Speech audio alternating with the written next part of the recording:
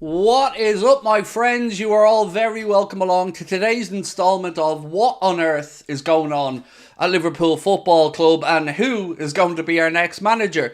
Answers on a postcard, please, because at this moment in time, I don't know what the hell is going on. Today, David Ornstein just randomly dropped one line in to say Liverpool are less likely on Ruben Amorim or something to that effect, and no more substance. It's mad. I don't know what's going on, folks, but I know we have a lot to talk about tonight. We're going to run through the candidates. We're going to ask, is Ruben Amorim still a chance for the Liverpool manager's job? And we're going to ask you guys for your take on what is happening as well. A couple of thank yous. Mark gifted a membership. Thank you, Mark. George, member for 3 months. Thank you, George. And also, David Mooney has just joined Anfield Agenda FC. Thank you very much, David. It is... It's a mad one today. Honestly, I'm as stumped as all of you. So let's go through the day's events, how they unfolded, what we know, what we don't know, and maybe what we can expect to find out over the next couple of days. Just want to make it really clear again at the start of the stream, because I've seen some of the comments from the earlier on video. People love to blame me on these things. I've been very, very honest throughout this entire process and say, I don't know what's going on. I'm the same as everybody else. I'm trying to figure it out. I don't have any inside information on this manager search. I've been honest about that from day one. But based off what we were reading and seeing and other journalists, and I say other not to talk about myself, but I mean on top of Ornstein and Romano, have been saying he's the front runner. Have been saying he's the most likely one. So I'm as confused as everybody as to how we ended up here today. Harry, thank you, said, I'm worried for Ruben. No, Jose, please. No, said Harry. I said a week ago that Ruben wouldn't work with second choice players or our analysts to identify targets. I suspect this is why it fell apart. So, let me just start with that part then, Danny, the falling apart part. I don't think it has necessarily fallen apart yet. Let's go through the time frame of what we found out today. So the first bit of news that I seen was David Ornstein, who said West Ham are in talks over an ambitious move for Ruben Amorim if David Moyes goes. Then he goes on to say Julian Lopetegui also assessed, but Amorim is the current top target. So fair enough, you're thinking, okay, maybe we've got some competition here for Ruben Amorim.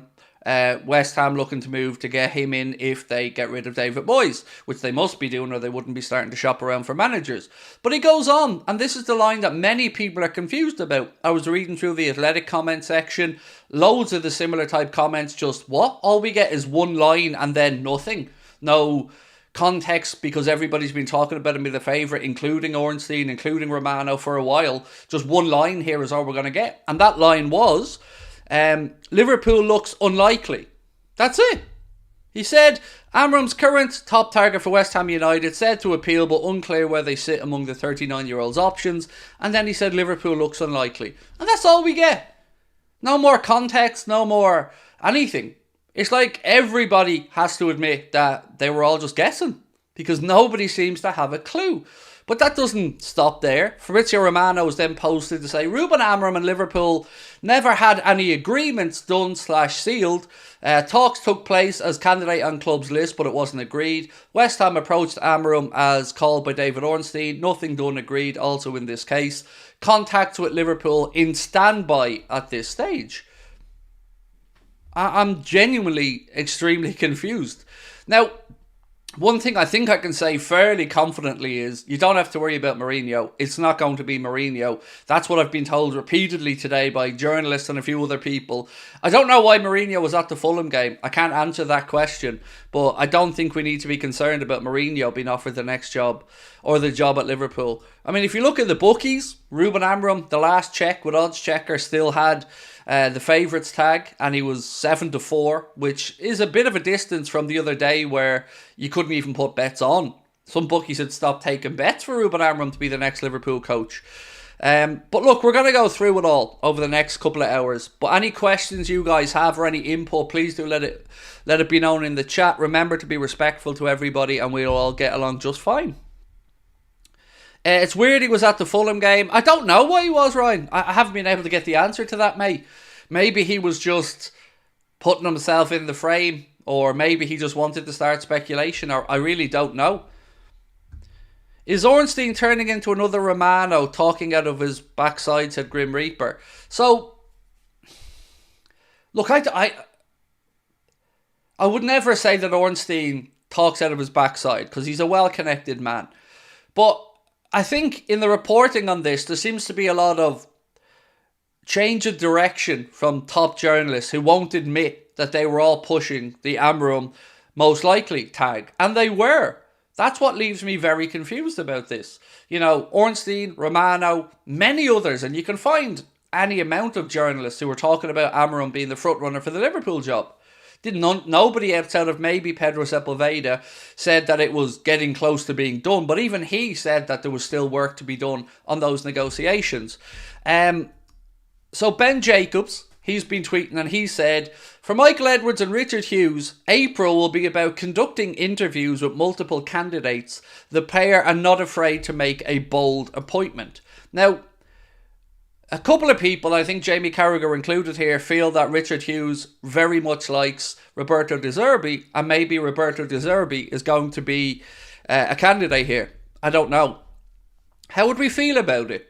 Maybe we should get a poll going here, actually. There was a couple of super chats before I went live as well. Leon, who's a West Ham fan, said, thank you, Jeebus. Obviously very happy about the idea of Amorim going for their club or going for talks. Is the new structure set up, which is a problem? Or it is the new structure set up, which is a problem, was a super chat that came in from Rustum Dalal as well. So thank you guys for those. And then there's another one from LFC Transfer Room that quote Graham Bailey saying, West Ham owner David Sullivan has been told that Ruben Amorim would accept the head coach job at the club if he was offered it. So, look, there's been a bit of confusion here today as well, because some people believe that Ruben Amorim, who is on his way to London, he's probably already here at this point, or there at that point, I should say, that he's going to have a conversation with Liverpool as well. But others were at pains to show that it was West Ham who ferried the private plane. And I do have images of of Ruben Amorim and his agent about to board a small private jet to head for London. Now, Liverpool, of course, have an office in London, so I don't know if part of this process for Amorim, who left Sporting Lisbon after training this morning because they have a couple of days off now, so he's jetted off with his agent. And I don't know if Liverpool will be having a conversation with him when he's over. I don't understand it, but one thing we know for certain is that West Ham are the ones who ponied up the money for the jet. Craig, people talking on Twitter that West Ham have offered much higher wages to Amorim than Liverpool. He's flown into London to have a meeting with them. I honestly couldn't speak to the wages. Pranav, I'd have no idea. But Jurgen Klopp was on a fairly hefty wage at Liverpool, so I don't think paying for a top manager would be a problem. But look, truthfully, I just don't know, mate. I'm like everybody else here trying to figure out where on earth we're at. Right, so what do you want me to put in a poll? Do you want me to start off with Mourinho, yes or no? Because I see a couple of people in the chat want the Mourinho poll. Happily. Right, let's start off with that one, because this is always a democratic process here in Anfield Agenda. So let's start off with that one.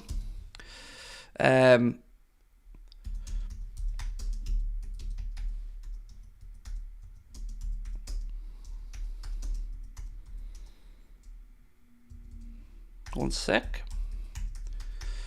Okay. So we'll start off with this poll, and I've just said Jose Mourinho is our next manager, yes or no. For me, it's a very, very, very, very, very big no. Very firm no. Look, I've been honest all the way through this, and I've said two things. That Xabi Alonso and Ruben Amorim are the two that I want, and any name after that is going to be a distant second or third. But I will get behind, like most people, whoever the club's choice is. Doesn't mean we don't have our own favourites. Doesn't mean I don't have my own thought processes. But Mourinho very much doesn't figure in my thought process. I think football, and especially because of the Manchester United connection, it's just a no for me on Mourinho. I've told you guys before that back in 2004, he was a candidate for the job along with Rafael Benitez. The club went with Rafa and the rest is history, but doesn't stop his name being linked today. We'll move on to talk about De Zerbi in a little bit as well, by the way, because there's some conversations to be had about the Roberto De Zerbi situation. Inzaghi, but first King Kenny for the caretaker. Inzaghi's not moving. I've literally read a piece today that said he's about to agree a new deal, and the president of Inter said Inzaghi's going nowhere. He'll be staying in Milan. So Inzaghi is one name that we can rule out based off the Inter president or Inter's owner coming out and saying that he'll be staying there.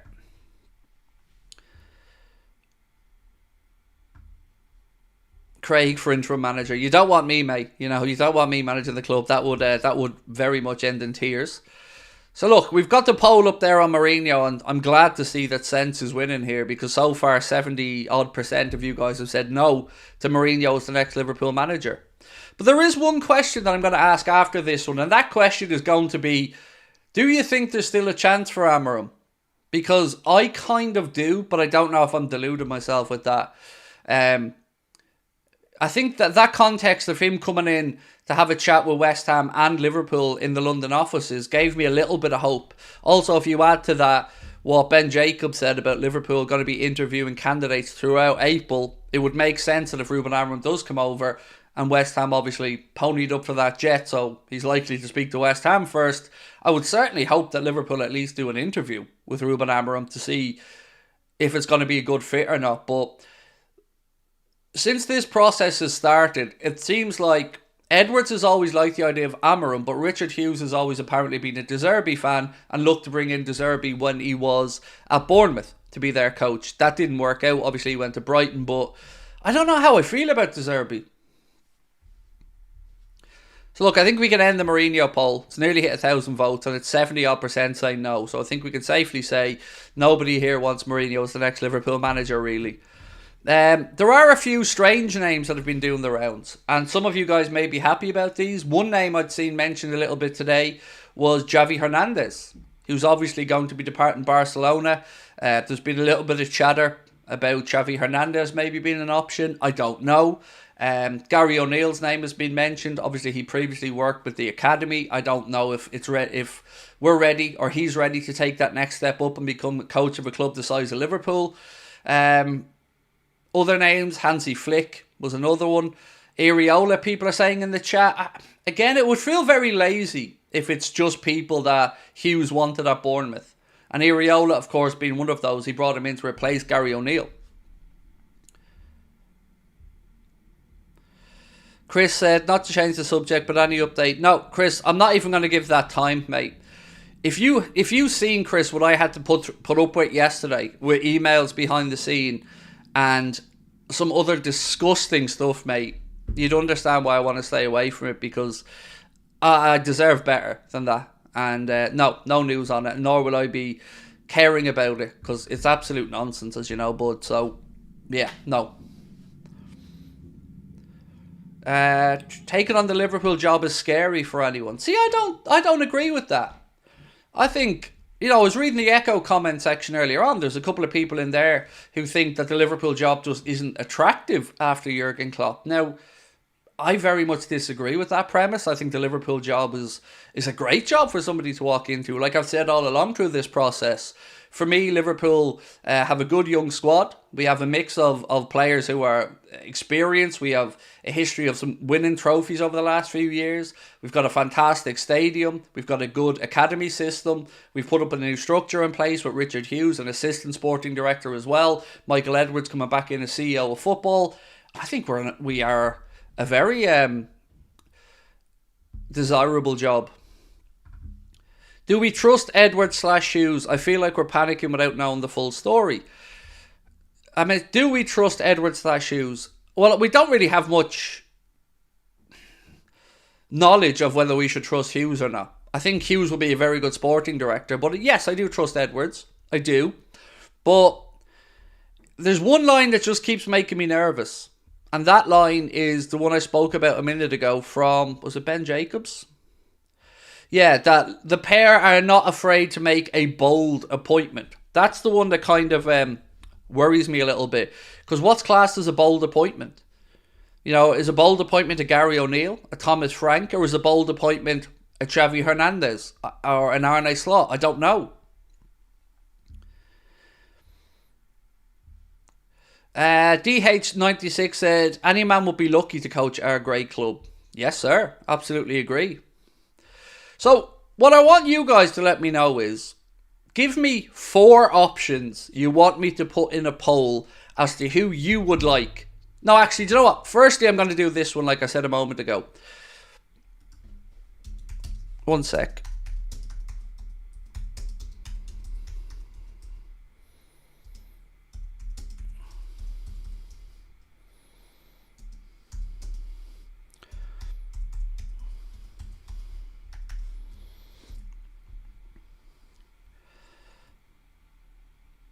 One sec, folks. Right, so I'm going to ask, do you think Ruben Amorim is still a contender? Because I think we need to work off that basis first. People who are saying Pep Lijnders. Pep Lijnders has already said that he wants a fresh start, that he wants to leave the club. Not that he wants to leave the club, but that he wants to move on. He said they came into this situation together, they'll leave together. And he's been linked with the Besiktas job recently, as well as the Ajax one, but I'm not sure what the situation is with those two, particularly the Ajax one. I have no idea. People who are saying Emery, not going to happen, for a couple of reasons. One, Aston Villa are about to get into the Champions League, and Unai Emery will feel that he has a duty to stay there with Aston Villa, who are a very good club as well, by the way, who have very wealthy owners, so I don't see him as being a realistic option. Craig Houlden, you don't want me, bro. You don't want me taking that one. How's your wife's training going? Good. Yeah, she said she had a pretty good day today. Thank you, mate. Yeah, pretty good day today. She lashed a bit of pre-workout into her before doing the drills and stuff. But yeah, she had a good day. Thank you. Appreciate you asking.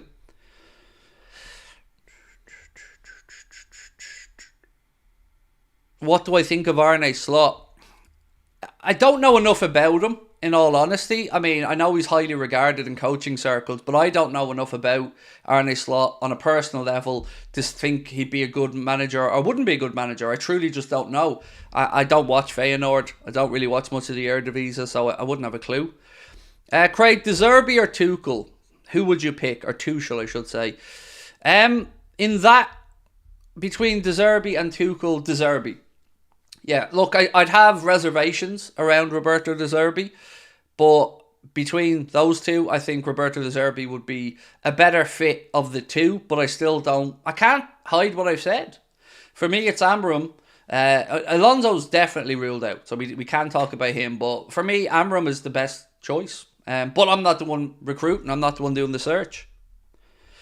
I think no talks yet, but Ore will be interviewed, Ruben Amorim will be interviewed, said Danny.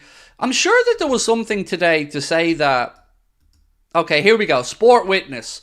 They posted today and they said Ruben Amorim is flying from Portugal. The manager has left for London on a private jet provided by West Ham. Travelling to England with his agent. Sporting train normally today and now have a couple of days off. So, I'm sure I seen somewhere that he was scheduled... There he is. LFC transfer room. Pedro Sepulveda said... Ruben Amorim is in a private jet right now on his way to London, meeting scheduled with Liverpool and West Ham. That would make sense, because obviously Liverpool have an office in London, as do most of the top level clubs, I believe, or at least the real big clubs. But what confuses me is, if he is coming over, why would West Ham be laying on the jet? That's the part that I think has confused a lot of people in this. If West Ham have laid on the jet and stuff, then how likely is it that he's coming over for an interview at Liverpool? Or is it just a coincidence that West Ham have laid on the jet? I don't know, maybe John W. Henry's paying for half. I haven't got a clue.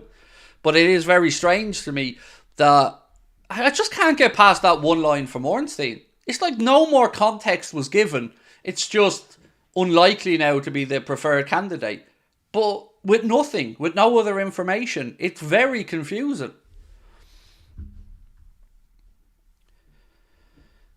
Dutch managers mostly like Koeman or Ten Hag, said Elijah.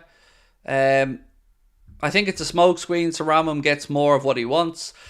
I would love that to be the case. I would love this to be Ruben Amorim's agent playing a blinder here, getting his manager or getting his client an interview at West Ham to try and move Liverpool along quickly. Now, I don't know that to be the case, so, it's just conversation at this point.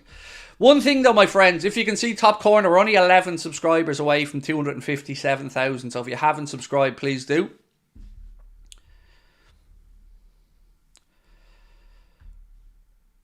Wouldn't mind Tuchel, said Alex. We'll move on to that in a moment. I just wanted to see...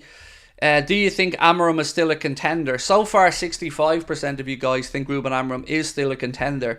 We're going to move on after that, and we're going to ask you guys for who you would want from the best of the rest, and we'll go through the names listed there.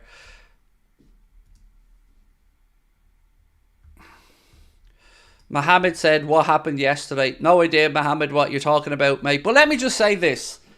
I don't appreciate anyone trying to stir shit in the chat. If you want to know what happened yesterday or what didn't happen yesterday, go back and rewatch the streams. I'm not going to throw myself under a bus by acknowledging the disgusting crap that was thrown at me yesterday. So, yeah, I'm not going to do it, mate. So, please don't ask any further if you understand where I'm coming from.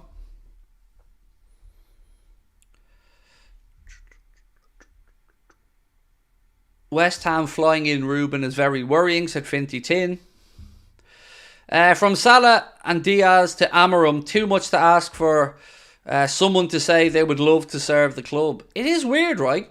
I don't understand why Amorim, if he takes the West Ham job, and I don't know if he will, it has to be because the Liverpool job isn't forthcoming. There's no way with all due respect to West Ham, there's no way I'd believe that he would, if he had a decision, would choose West Ham over Liverpool. I mean, logically, I just don't see that being the case. But I don't know what's going on right now. So logic seems to have gone out the window today. Surprised no Joyce tweet has come out on the news. Yeah, nothing from James Pearce that I've seen anyway, sorry. Nothing from Paul Joyce. Jamie Carragher did tweet. He quoted David Ornstein and he said, Richard Hughes wanted De Zerbi at Bournemouth, so he must be the favourite if this is true. Ornstein doesn't get much wrong. So Carragher seems to think that it's De Zerbi that's the favourite at this point. But De Zerbi has been, I'm sure, on record in the last week or two was saying that he's probably going to stay at Brighton, or something similar to that anyway.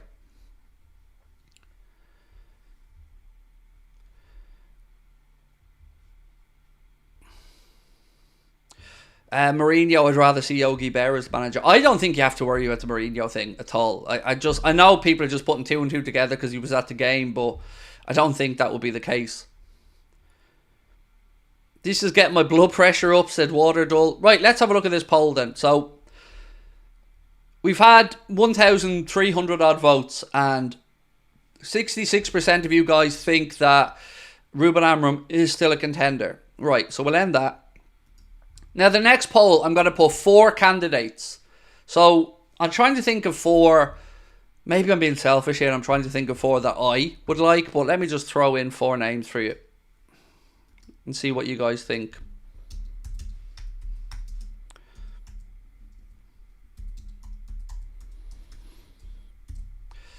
Okay. So, I guess I got to go with the obvious ones first. Now, these names are obviously outside of Ruben Amorim, so bear with me. Who's realistic? I mean, okay.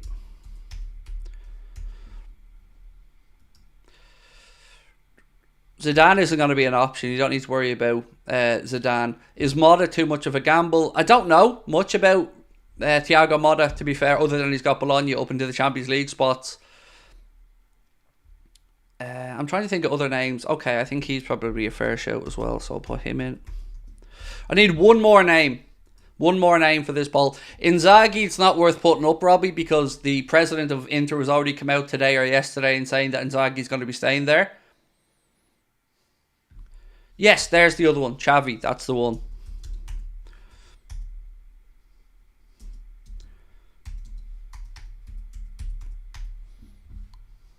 No, Xavi, I think was the best option of the ones that I'd seen there. Right.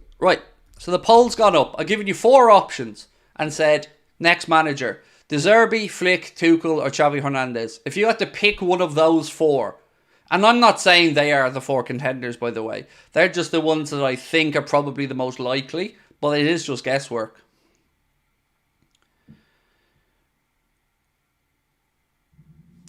Craig, feel good about this manager search. What is going on? We don't even know who is on the list. Ruben must be mad or must be ruled out. So, one thing about Michael Edwards is he is very good at keeping things away from the media. All the articles I read when he was coming back to Liverpool were talking about even his own social media or media presence is minimalist. So, there is every possibility that a real surprise comes in to this situation, and somebody who nobody's mentioned or really been spoken about too much. I'm just trying to figure out who the hell that may be. Who is Flick? Hansi Flick, former Bayern Munich coach, former German national team coach as well, if my memory's not mistaken.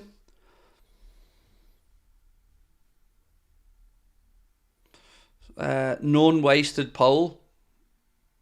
Do you have to be so snidey, Steve, with the none wasted poll? It's just a poll, mate. It isn't a decision on who gets the actual job, you know. Whitehammer, thank you for your super chat, my friend. Said that group of managers will turn us into United. Mate, I'm not saying this is the right choice. For me, I'm still sitting here fuming at the idea that Ruben Amorim's probably currently in a meeting with David Sullivan, and I can't get my head around that. That's like boiling my blood at this point. People saying Nagelsmann literally just signed a new contract with Germany during the week to stay on as the German national team coach and take them into the World Cup after the Euro. So he's moved out as well. So the three targets that I would have personally accepted, Amorim, Amorim, Nagelsmann and Alonso, are all either ruled out or are currently chatting with West Ham. So I truly am...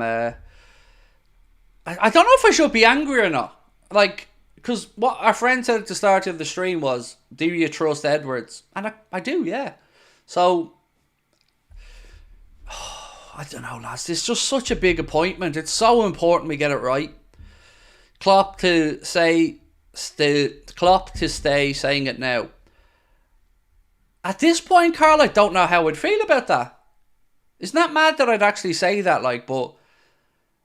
I don't know. Like, I feel like I've kind of gotten used to the idea that maybe Klopp's time has run its course. But if I heard that he was staying, I'm sure I'd come around very quickly as well. Mahmood, how are you, my friend? Said, I'm scared, Craig. Manager's market does not look promising. Several top clubs need a manager. It feels like Klopp ran out of energy at the wrong time. So you are absolutely spot on, Mahmood, that there is a load of...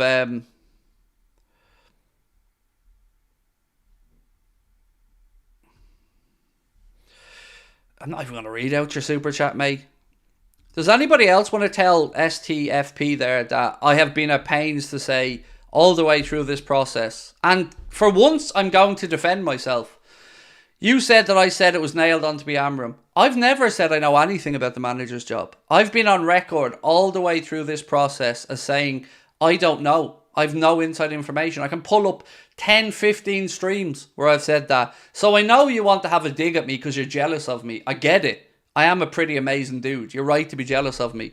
But I'm happy to take responsibility for whatever I do say. But I'm not happy to take responsibility for the voices in your head. And at no point did I say 100% that it's going to be Amorim, because I've always said I don't know who the next manager is going to be because I have no inside information on it. So have a pop at me all you want, mate, but I simply never said it. But cheers for the $11.99. I'll put that towards butt plugs because, you know, I need to refresh the old butt plugs supply. I love... Anybody else, by the way, wants to abuse me via an $11.99 super chat, please go ahead. I mean, I can sit here all day being abused at $11.99 a pop. That's... I mean, I get it off the missus for nothing, so $11.99 a pop sounds pretty good. There must be something going on behind the scenes or fundamentally wrong at the running of the club that we can't see if we can't get our top choice and managers are picking West Ham over us. So, there's a lot to unpack in that, Owen. One... We don't know that Amorim is the top choice. We don't.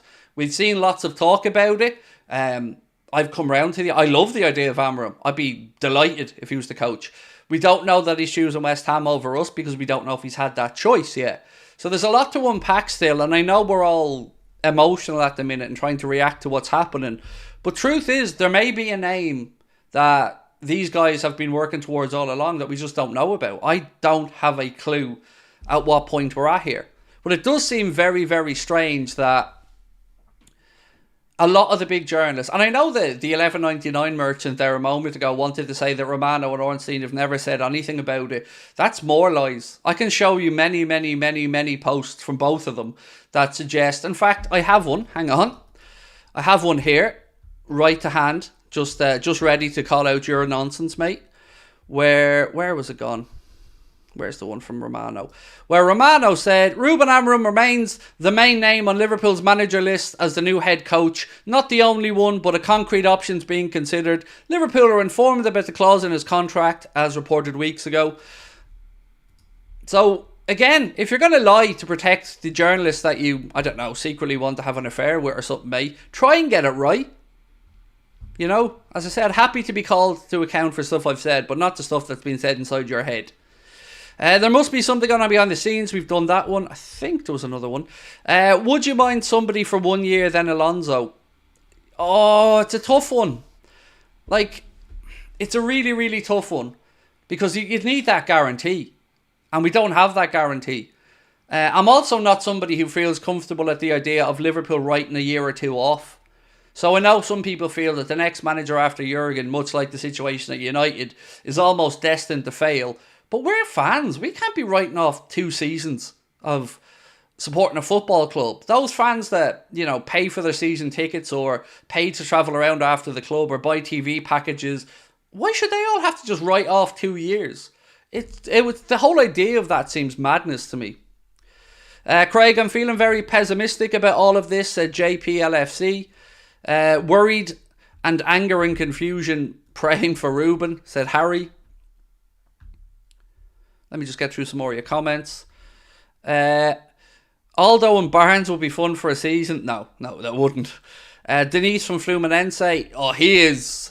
Whatever about De Zerbi being a bit of a wild card. If we go for the dude from Fluminense, my God. His style of football is eccentric, to say the least. Would you take Nagelsmann while coaching Germany? No. I wouldn't. I may have taken Nagelsmann. Like, I was been okay with Nagelsmann. I still feel like it would have been a risk, but I would have been okay with it. But not in this dual role. No, I don't think I'd be happy with that, because we already have enough bickering with international associations over other bits and bobs with players. I don't want the manager to be sidetracked as well. I want him to be fully focused on Liverpool Football Club. Klopp extends 1 more year, then Alonso signs, but he wouldn't have to extend, Carl, because he already has a deal till 2026, or as was revealed actually over the last few months, till 2025 with an option till 2026. Amorim has not said no. Did he not clearly state weeks ago his focus right now is in Sporting and won't make any decision? He's literally in London now, mate. So yeah, he's over in London now after going on a private jet to negotiate with what we believe to be West Ham and potentially Liverpool, but for definite West Ham. Mark's gifted a membership. Thank you, Mark. That membership has gone to Jeff Paul. Gasparini, said Sergu. Gasparini, I don't know. Like, a lot of the talk has been that FSG and Edwards wants a young, hungry manager. So the idea of a Mourinho or a Gasparini I just don't, it doesn't fit in with the style that we've been led to believe. But then again, we were led to believe Amorim was the first choice.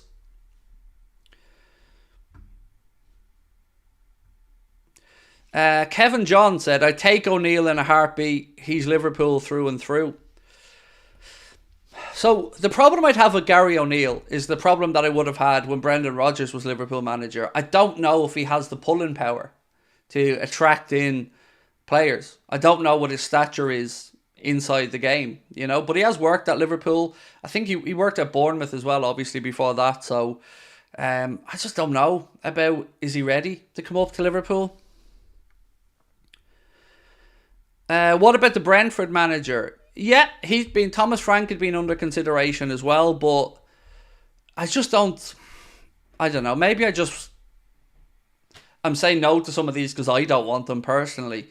I like Thomas Frank as a footballing guy. I think he talks a lot of sense, But I don't know if his philosophy and the way he plays with Brentford would translate into us. Stargirl said Liverpool like to do things quietly. If a manager or agent is gobby, then the press media can go against potential suitors. So do you guys think that right now, the fact that Amorim's over in London, do you think he is talking with Liverpool as well as West Ham, or do you think it's just the West Ham situation? Sarri, the Italian manager? No. Do not see the state of the job he did at Chelsea. I'd pass on Sarri, personally. Eddie Howe or Thomas Frank are the best options for Liverpool from the ones left. Well, I don't think Eddie Howe's an option, mate. He's still the Newcastle manager. Former Leeds manager, so Marcelo Bielsa. See, Darwin would have Wood immediately if it was Bielsa. I mean, he's done a great job with Darwin for the Uruguay national team. Again, though, I just don't think... I don't think Bielsa's... I love Bielsa as a coach. I love his methods, but I don't think he's a good fit for Liverpool. Arne Slot is another name, said Andy Byrne. He's probably under consideration. We've said this before, you know. He was under consideration for the Spurs job as well before Ange Postecoglou got it, so I'm sure his name will be on that list. I'm going to the Dublin and Belfast Festival. Is that the festival of my shows? Because I love that you've called it a festival if that's the case. So yeah, look, if you guys are thinking of coming to the shows, remember they are on sale right now on Ticketmaster. You can scan the QR code in the bottom corner or just go straight to Ticketmaster. 31st of May for Belfast and 2nd of June for Dublin.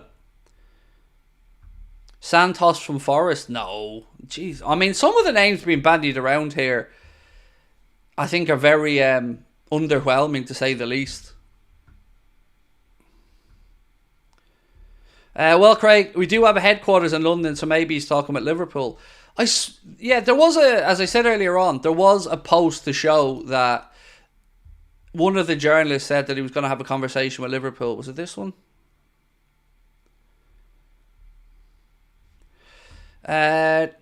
Not many people are paying attention and it's risky, but Sebastian Hoeneß from Stuttgart is 41, German, and has a 63% win rate. Also nice to see you, Craig, said Victor. Thank you, Victor. Lovely to see you, mate.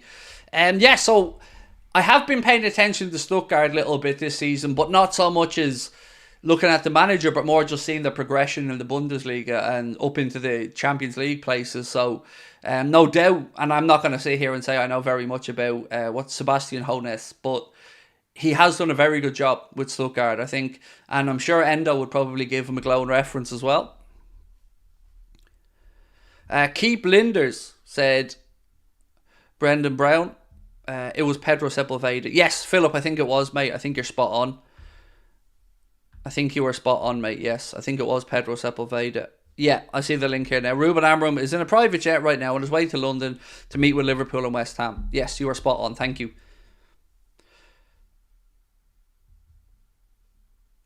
Bologna manager is young. He is, yes, and again doing a very good job. You know, he's guided them up in the 4th place. They beat, I think it was 3-1. They beat Roma. Was it today actually? And they're up in the 4th place now. Has anyone mentioned Ancelotti? He'd be brilliant. He's still at Real Madrid, but I mean, I'd take Carlo in a heartbeat. You know, I loved when I found out that it was going to be between Ancelotti and Klopp for the Liverpool job originally. I just love that because I knew I'd be happy with either or. Now I wanted Klopp, delighted we got Klopp, but I would always have time for Carlo Ancelotti as a coach of Liverpool, even if he's managed Everton. I just think he's a great coach. Gerrard is coming back. That would, I mean, just all right. Let's play a game. Steven Gerrard gets announced as the main candidate. Describe how you're feeling with either one word or one emoji in the chat. Let me know what your reaction would be if Steven Gerrard was listed as the main candidate. How do you feel about Arne Slot? I feel like it would be too risky. I mean, look at what Ten Hag did with Ajax And then he hasn't really been able to replicate that with Manchester United. Now, there could be other reasons, of course. The structure at Manchester United was in a bit of a mess, and the club itself is in a bit of a mess. So I guess it's not completely comparable. But he will 100% be somewhere on the list, Slot. I just don't know how serious or not. Got cool, said Linders for 1 year and see if Klopp is willing then. Linders has said himself that he doesn't want to be considered for the job. So let's have a look at some of the emojis and stuff. Not good enough. Well, he isn't, you're right. If Gerrard wants to come, I'd rather we have him as a player still, said Alejandro. There's been word that Henderson's been training with Liverpool. Yes, Jordan Henderson has 100% been back training with Liverpool, but it's nothing to do with the move. I can give you the scoop on that one. The Daily Mail said, a familiar face was being put through his paces at Liverpool's training ground recently as former captain Jordan Henderson, now an Ajax player, was spotted at the club's base and during an intense one-on-one fitness session. So yes, he has been back at the club, but I don't think we need to worry about it. Gerrard has too much love for the club. He wouldn't take it knowing he's not up to it. I don't want Gerrard either, by the way. I love Steven Gerrard. He's one of my absolute heroes. I've said this to you guys before. When you come into my house, one of the first things you'll see is a framed Gerrard shirt. I love him. And I love him from a personal level because he sent me over a signed LA Galaxy shirt. And I've just nothing but admiration for Gerrard. Don't like he's in Saudi, but I just don't think he'd be a good manager for us. Right, let's have a look at the poll. It's had nearly 2,000 votes, and I gave you guys 4 options. De Zerbi, Flick, Tuchel, or Xavi Hernandez. And so far, 39% of you guys think that De Zerbi would be a good choice. Alright, let me rule this down to 2 now. Let me bring it down to the top 2 contenders. Because I'm very intrigued to see which one of these 2 you guys will go for. 1 second. Okay.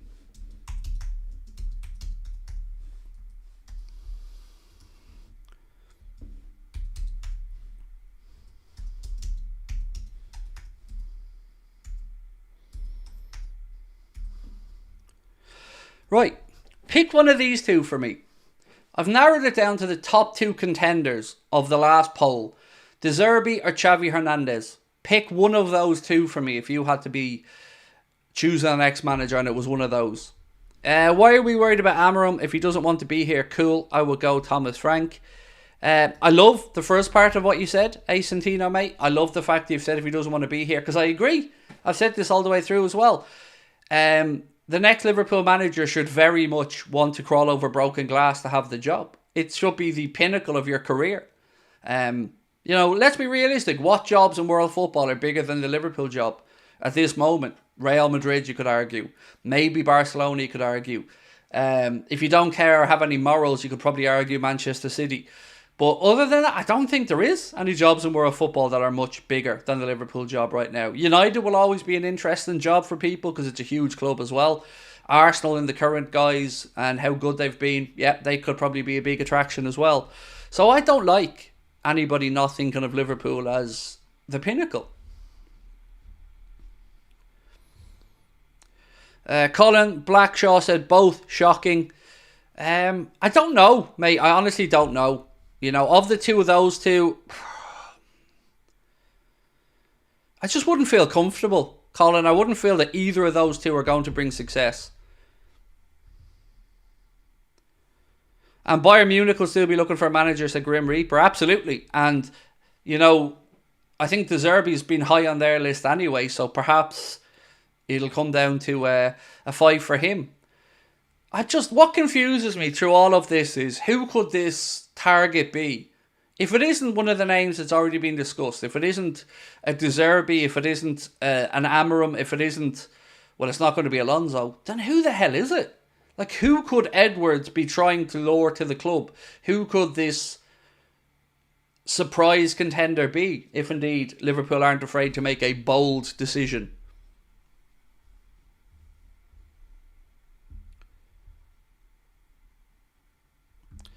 Jose always disrupts the dressing room. Yes, and not only that, he also would, like, if you look at Jose when he leaves clubs, it doesn't really leave them in a great shape, usually with a high earning wage bill with players who are coming towards the end of their time as players, or certainly the end of their best years. Hansi Flick. I've seen a couple of people suggest Hansi Flick. This poll, by the way, is 50-50.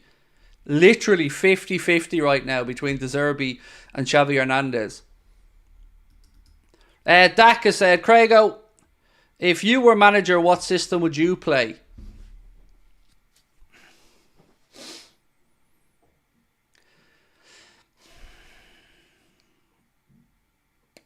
Hmm. 4-2-3-1 is what I'd play if I was Liverpool manager. I feel like the way the defence currently sits, I'd like to have two people sitting in front of the back four. One of them a Regista type, like a Trent, who can utilise his range of passing. Somebody else like McAllister or Endo there to break up play and give the ball to Trent. I'd like a lone striker with a number 10 in behind to operate, and then two wider players either side. So yes, I'd probably go to 4-2-3-1 if it was me. What's this about Amorim, please? No problem, mate. I know some people are just coming into the stream, and I've no problem going back over the news. So look, today seemed like a normal every day until David Ornstein just casually puts out a post and an article, and it said, exclusive, West Ham in talks over ambitious move for Ruben Amorim if David Moyes goes. Now, it feels like David Moyes must be going if they're already interviewing Ruben Amorim and he's on a plane. Julian Lopetegui also assessed, but Amorim is the current top target.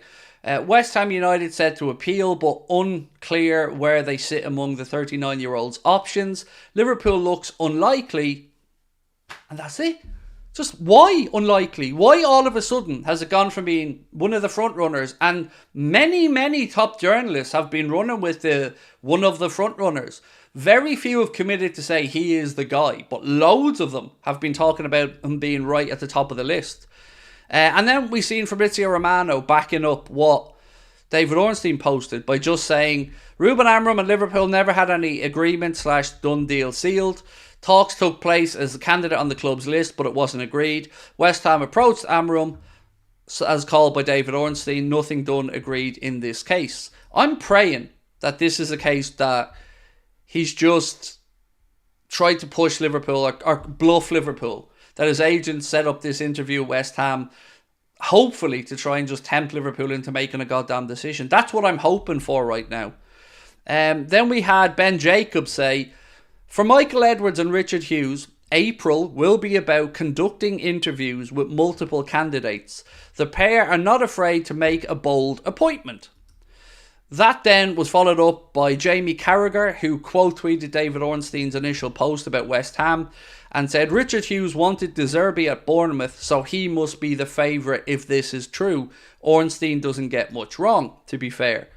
Then we had Pedro Sepulveda come out and say Ruben Amorim is in a private flight on his way over from London to meet with West Ham and Liverpool. So again, it's still a bit scattergun. Then you had Sport Witness, who are a pretty big outlet as well, saying Ruben Amorim's on a flight from Portugal, having left for London on a private jet provided by West Ham. Travelling to England with his agent, sporting train normally today, and now have a couple of days off. Then there was a picture that was posted by Anything Liverpool that shows Ruben Amorim and his agent on the way to get onto that private jet. So you can clearly see them on the tarmac there. And then Graham Bailey put out a post to say, West Ham owner David Sullivan has been told that Ruben Amorim would accept a head coach job at the club if indeed he was offered it. So my hope here is that this is just trying to bait Liverpool into making a decision. But maybe I'm just lulling myself into a false sense of security because I want Ruben Amorim. I think they're definitely looking at managers in Italy, said A. Santino. Thank you, mate, for your super chat. Really appreciate it. Gary Blart said, question, if being second 4 or 5 times to City is an achievement, how is going and losing 2 FA Cup finals not an achievement for Eric Ten Hag? Hated, adored, never ignored. So, it depends on a couple of things, Gary. There's no denying that getting to cup finals is an achievement for any manager. No denying that, mate. But I think you have to take into context the difference between a league title race and an FA Cup run. I personally don't really care about the FA Cup. I'm more of a League Cup fan, just for random reasons for myself. But if you look at a 38 game season and you finish second to Manchester City with, let's say, 96, 97 points, that is an achievement. Whichever way you look at it, putting up that number of points, going over the 90-point barrier on multiple occasions is an achievement. I'm not sitting here trying to shit all over Eric Ten Hag's success at United. I just think United are a bit of a mess of a club at the minute, and I never rated Ten Hag as a coach. But it is still an achievement to get to 2 finals, but you got to win them as well. You know, it's the FA Cup. There's a bit of a difference between that and the league, in my opinion. Ornstein reported Edwards was unlikely to return. I know. Look, I know. Jamrock, I'm with you on this, bro, and I'm glad somebody brought it up, because a lot of weight is put on certain journalists, and some people believe journalists of a certain ilk never get anything wrong. But like Jamrock has said, you can point to many things they've all got wrong. Honestly, here I feel like a lot of journalists are just spoofing it a little bit. You know, they're just trying to put 2 and 2 together, and maybe none of them know. And that would make sense with the way Michael Edwards operates. So that's why I'm unsure, Jamrock, whether we give up hope or not. And another thing on Ornstein that I think personally he got away with was the whole Liverpool up for sale part. It was only ever him that came out with that, and nobody else really corroborated it, or Liverpool never really had the for sale sign up. So yes, nobody's infallible. He's a damn good journalist, I'll say that for him, but he has got stuff wrong before, as you've rightly said. Michel from Girona. So the problem I would see with that, Rob, the obvious one, is the Manchester City connection, or the City Group connection. I wonder if he's been looked at to come on in after Pep Guardiola leaves Manchester City. I don't know, you know, maybe that's just a lazy option for me to look at there, but I couldn't see him. I couldn't see him coming into Liverpool from Manchester City's family of clubs. Spalletti, I don't think Spalletti's good enough, Ryan. I'm not. Inzaghi, I wouldn't have said no to. I think Inzaghi conducts himself like a manager that I could get behind, but Spalletti, Sarri, they've had mixed successes for me. Edin Terzic, Dortmund plays some lovely stuff, said Owen Dunn. Well, I'm going to have to ask for your opinion on that, mate, because I don't know much about his managerial style at all.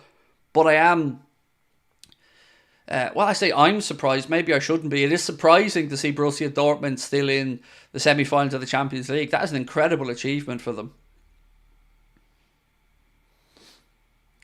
Andoni Iraola, says Mateus.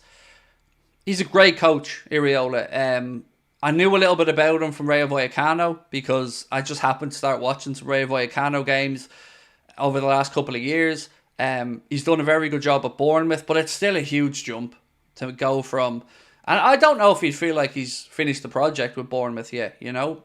Often managers go into a club, they want to give it a minimum of 2 years there. So I've no doubt Hughes would be a fan of Iraola, though, because he brought him into Bournemouth. Antonio Conte, not a hope in hell. That would be that's up there with Zidane for me as the absolute most incompatible name to Liverpool Football Club. How long do you think it would take for him to have a go with John W. Henry and co? You know, no, I can't see that being the case.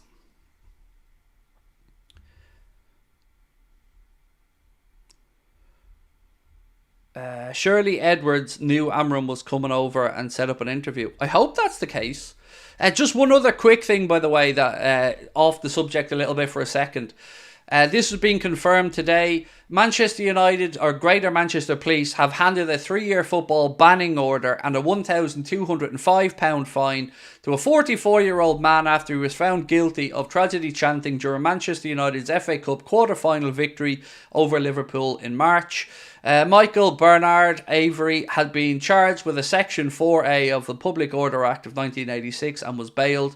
Avery pleaded guilty to the offence at Salford Magistrates Court on April 22nd and received a 3-year football banning order alongside costs of £85, a victim surcharge of £320 and a fine of £800 reduced to an early guilty plea.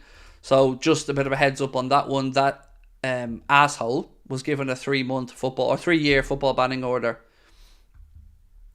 Aaron said, how much Amorim likes to be involved in transfers might have turned Edwards off him. Yeah, I think a couple of people have mentioned that, Aaron, in recent times. That maybe, was it Pranav, was it yourself, mate, who said that Amorim might not be palatable to accepting second choices on his list. But to be fair, if he's going to West Ham, I would say he's probably going to have less to play around with, or less appeal to try and bring somebody in. But I guess if he goes to West Ham are probably thinking Gyökeres in there behind him, solving their striker issue. Do I think Mourinho will come to Liverpool? Absolutely not. No. You know, it's too backwards thinking to look at Mourinho. Gary O'Neill, I mean,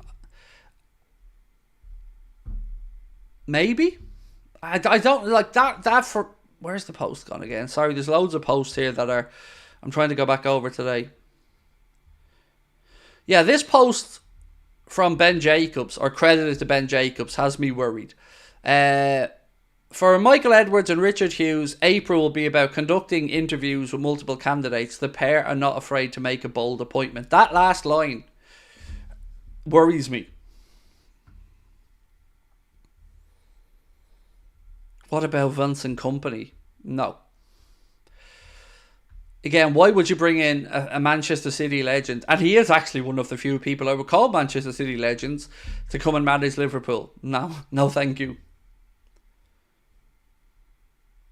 Marco Rose from Leipzig. Yeah, I mean, I know Liverpool are certainly fans of the whole multi-club model and the way Red Bull operate their footballing operations. So perhaps that could be a genuine shout.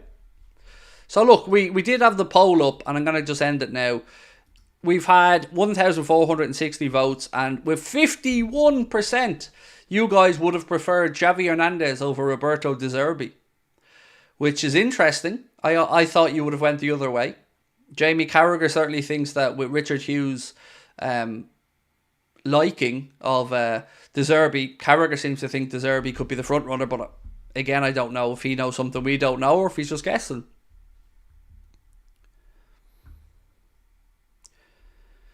Thought De Zerbi ruled himself out of the Liverpool job a few weeks ago. I think he ruled himself out of leaving Brighton, if my memory is correct. Not so much the Liverpool job. But I could be wrong on that, David. My recollection of it is that he said something along the lines of staying put at Brighton. Loads of people asking me about my thoughts on Mourinho at the game. I truly don't know what to think.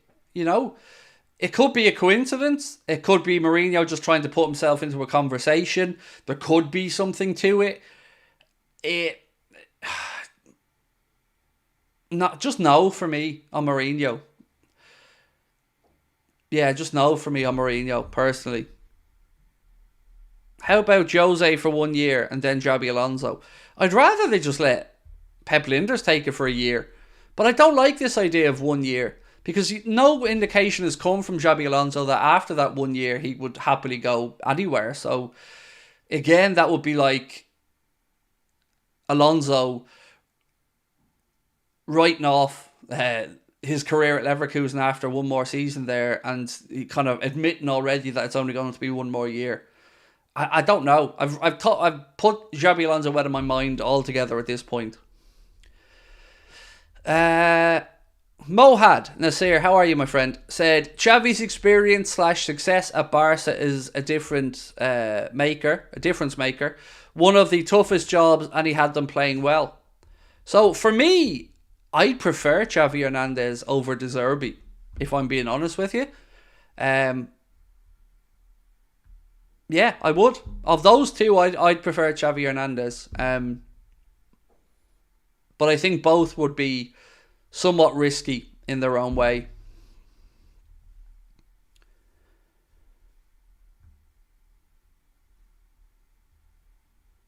I shall be crying out for De Zerbi if he beats City on Thursday. Oh, on that, by the way, tomorrow we're going to do a watch along of Arsenal-Chelsea on here from 7:30.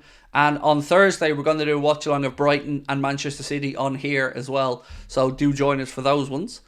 Rob Dant said, Jose is toxic. He leaves scorched fields everywhere. It happened in Real Madrid, Man United, everywhere. And his tactics are outdated. People don't even think about it. He will kill what Klopp built. I agree with you, Rob. I don't want Mourinho near Liverpool. And I don't think he will. Any chance of some embargo stuff at 10:30? I wouldn't be surprised. Look, if the numbers stay up and the numbers stay well, I don't mind staying on till about 10:30. But, so far, brilliant night tonight. There's 2,600 people in the chat, and I want to say thank you to you all. If you could just take a second to drop a like. I don't think we've ever gotten 1,000 likes on a late night agenda. So if you can hit that like button, that would be amazing. And if you haven't subscribed, please do. Hansi Flick, interesting suggestion. I feel a bit more comfortable with Hansi Flick, but still not.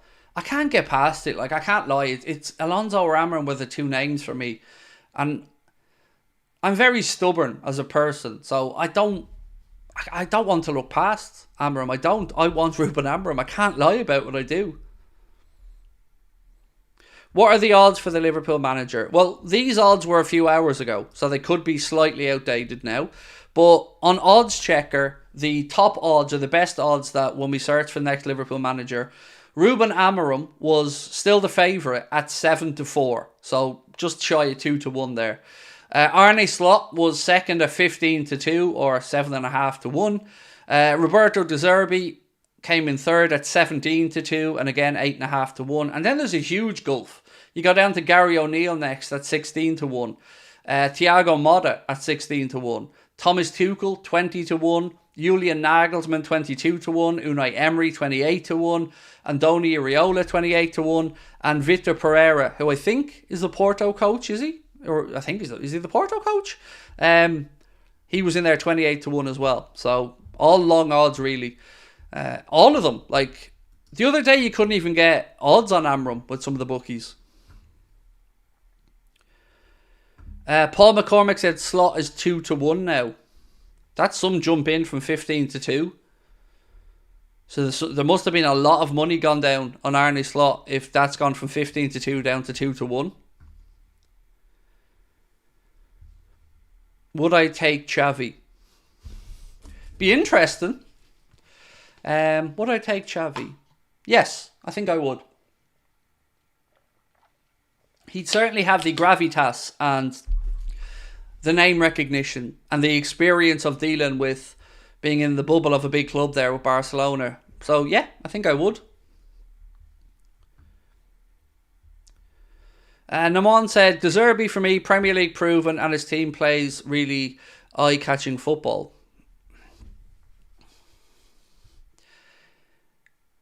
I don't know, Naman. For me, mate, look, I can't deny that he's got something about him. And maybe he would do really well with a bigger budget and better players. Because he had been decimated this season with that Brighton team from the team that they had last year with the players that they lost. So, I don't know. His Brighton team really have flattered to deceive this season, though. But when his teams are at it and at their best, they make football look beautiful and simple. I've just never thought of him as a Liverpool coach. I've always thought of him more as a Man City coach in the future or a Barcelona coach, but I don't know.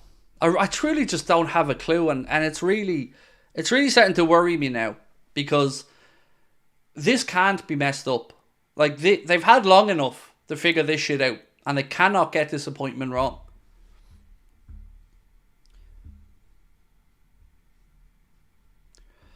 What does Ruben want that West Ham can give him and Liverpool can't? The obvious answer here could be as simple as a job. You know, we don't know. Well, I think we can safely say he hasn't officially been offered the Liverpool job. So maybe West Ham are just more willing to try and get this done quickly. So that could be the case, that maybe West Ham are just trying to steal a march ahead of Liverpool. And Liverpool are still conducting their process. And this will be interesting because Will this cause Liverpool to kind of jolt into action? I'm not sure.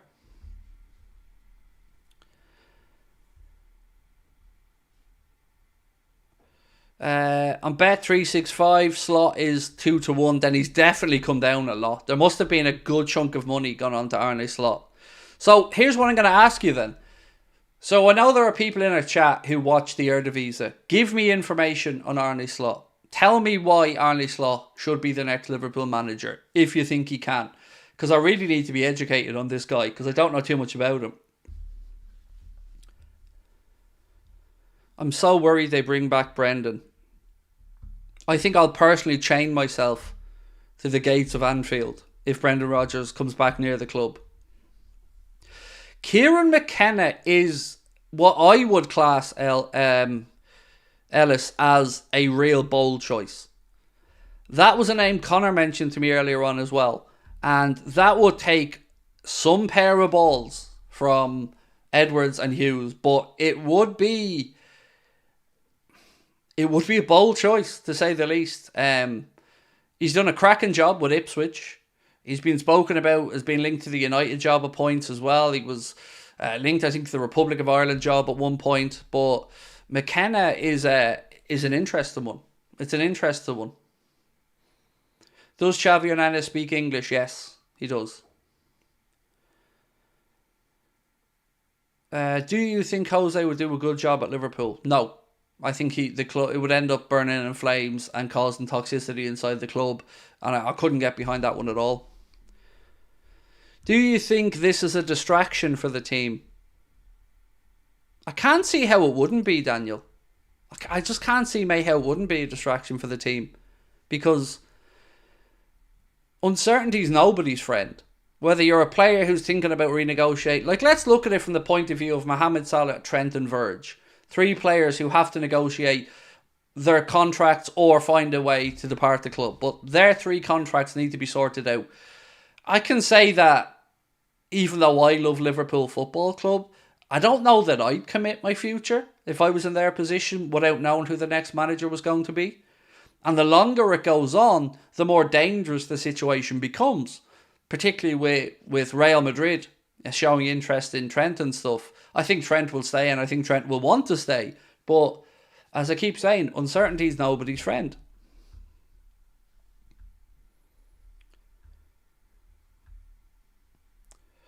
Right, so let's see if some of your comments. McKenna would be amazing, said infinitely exhausted. This is a fucking joke at this stage. I have no faith in Edwards or Hughes, said Tom Sharkey. I can understand, Tom, how you feel a little bit frustrated, mate, because I'm starting to feel it. I can't lie to you. If Klopp told him in November that he was leaving, to be still here in April towards the end of the season, not knowing who the next manager is going to be. Now look, people will say to you, it was always said that it was going to be the sporting director brought in first, and then they'd conduct the process. But I can't help but feel we're making a meal out of this again, like we've done with some of the players that we've been monitoring over the years. I just want this resolved so we know what to look ahead to. 7 months, Nessie. Is it 7? Oh, it is. Thank you, Nessie. Great to have you with us for that long as well, my friend. Stuart Edwards said, don't panic, guys. We do all our business smartly behind the scenes. Think player transfers. The journalists know nothing until the contract is signed. I can't disagree with you on that, Stuart. You know, well, I still feel nervous, mate. I can't deny that. But you are right. We do like to do things quietly behind the scenes. But I'm just interested to keep an eye on the Amorim situation here and see if it is a case that West Ham forced Liverpool's hand, or if Liverpool just allow him to go to West Ham. Then we'd certainly know that he wasn't the number 1 target. The Fluminense manager would be bold. So I don't know if he speaks English first and foremost, but if you guys don't know about the style of football played by the Fluminense manager, search it up. It's nuts. I couldn't even try to describe it to you, but it is... It's like watching an under-8 game where they all just follow the ball around. It's crazy the way that they play. But it's effective, obviously. Any successful manager won't want to announce he's coming to Liverpool before the end of the season. Why? Like, I think Ruben Amorim's going to wrap up the league title with Sporting in the next week or so. And we're all assuming it's somebody in a job, but I really, David Moyes, now stop it, Ryan, stop it. Jamie Carragher as manager, no thank you. No thank you. So I want to just change up topics for just 1 minute. I want to talk about the refereeing situation. I want to talk about the ongoing drama around the Nottingham Forest letter, post, whatever you want to call it. What I've noticed today from looking at the media is one thing seems very, very disturbing to me. It's the likes of Jamie Carragher and Micah Richards, Gary Neville, many of them. They're all quick to jump on and lambast Liverpool or Arsenal or Nottingham Forest when they say that they're going to utilise all avenues available to them in looking to get decisions that they believe have been incorrect sorted. And Jamie Carragher and Gary Neville and everybody else on the gravy train there at Sky just have this hard-on for protecting referees. I see today they've wheeled out again Mr. No Morals, Mike Dean, to talk about, again, it being a disgrace what Forest have done and what Clattenburg has done and blah, blah, blah, blah. But you know what they don't do? They don't give us a solution to this shit officiating. It's all very well and good saying clubs just have to take it on the chin or suck it up, but why? Why can't they expect better officiating? Why should everybody? I watched those 3 incidents last night in the Forest game, and for me, every single one of them was a penalty. So for none of the 3 of them to get given, I think they've every right. Now look, you can talk about how they go about it, but I think they've every right to be angered. For Liverpool's goal against Spurs to be ruled out, or Liverpool not to get the penalty from Odegaard, or Liverpool not to get the penalty from Doku, how many times do we have to put up with it as football fans? Doesn't matter what your club is. These people need to start remembering that you can't just give the referees all this power and never ever hold them to account. Because all they ever seem to want to do is get behind the referees and back them and talk about, the integrity of the game and stuff. Something needs to be done about it, because whatever they want to say, this has been one of the worst years I can ever remember, and all that they've done with officials is just make them into these little powerful demigods. And I hate it. I hate it because they're not good enough. And something needs to be done. They should not be invincible. They should not be beyond reproach. They should be fired for some of the shit decisions we're seeing.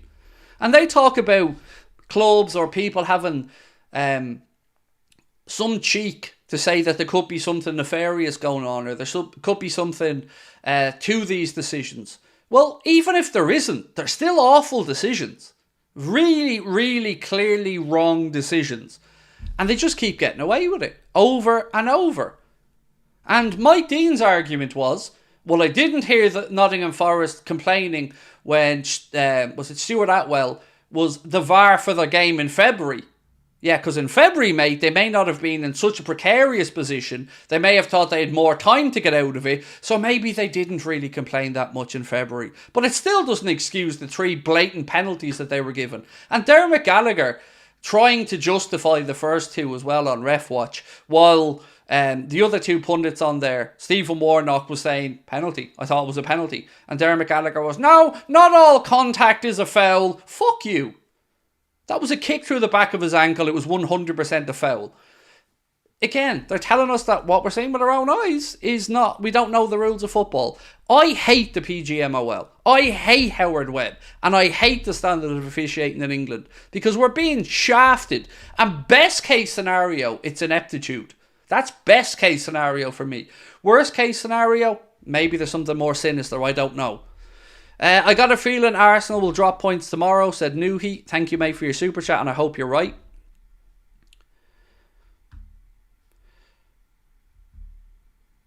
Carragher and Neville need to grow a pair and get out of Sky's backside. It's ridiculous. I get it. They don't agree with the way Liverpool put out a statement, Arsenal put out a statement, Forest put out a statement. I get that. But they can't just keep accepting the standard of officiating to be as terrible as it is. Somebody has to be held to account on it. Because it has honestly been laughable this year, some of these decisions. And it will have impacted a title race. It will have impacted a relegation race. It will have impacted the race for Champions League or European places. And there has to be some comeback. Referees these days have every tool at their disposal. They've goal line technology, they've got VAR there, they've got 4 officials around, they've got everything that they need to try and make the right decisions. And somehow the decision-making process has gotten worse. And do you know what boiled my blood today? What boiled my blood today was Dermot Gallagher saying that one of the penalty incidents for Forest, where the referee went like this to say he got the ball, Anthony Taylor said he did this, got the ball, and he didn't get the ball. And this was his words. He said the VAR didn't intervene because they probably didn't feel it met the threshold for clear and obvious error. Well, if the ref thinks he got the ball and he didn't get the ball, how is that not clear and obvious? What is clear and obvious if that isn't clear and obvious? Like, truly, what is? Ref thinks he gets the ball. I can absolutely understand that. Ref sees it from one angle, thinks the defender Ashley Young got a touch on the ball. No problem with that. But he didn't. So, if we all agree that he didn't, which Dermot Gallagher does, then how can we say it hasn't met the threshold for clear and obvious? That is literally a definition of clear and obvious and why VAR is there. To correct something that a referee might not be able to see. And everybody understands that. Referees don't have eyes in the back of their head. They don't always have the best view of everything. And they only have a split second to make a decision. Everybody, including me, understands that. And nobody is saying a referee's job is easy. It isn't. But you do have the technology to help. And for him not to even be sent to the monitor to look, I don't know what clear and obvious is then. I really just do not know anymore. Because that seems to get out with jail free card. That any referee just has to utter those words and we all just have to go, oh, okay then. It didn't meet the mythical threshold that isn't defined other than clear and obvious. It's just so stupid. No other walk of life would this be accepted. None. So what is clear and obvious if the ref thinking somebody got a touch on the ball and he doesn't get a touch on the ball? Like that to me is clear and obviously wrong. Ref made a mistake. No problem with the ref making a mistake, but my God, send him to the monitor. And again, I'm going to come back to Liverpool. How can a VAR official say both players went in high? McAllister and Doku. How? How are we all supposed to just believe that? Because some idiot in the VAR hub said both players go in high. No, they don't. And Michael Owen didn't pull that up at all on Mic'd Up with Howard Webb. How about, hang on, can we stop that there? What's this, they both went in high crap? They just make up stuff that they, I don't know. I can't believe that he's seen that and that he thought that.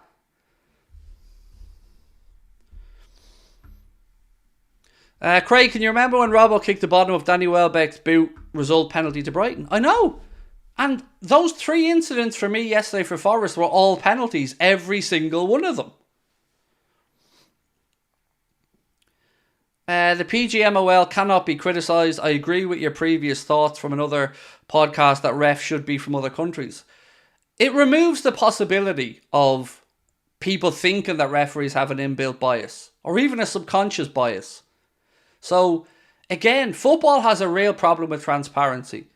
And I don't know how Howard Webb has the balls to go on Mic'd Up and talk about his VAR officials and not in any way say that they got that completely wrong with Doku. No way did they both go in high.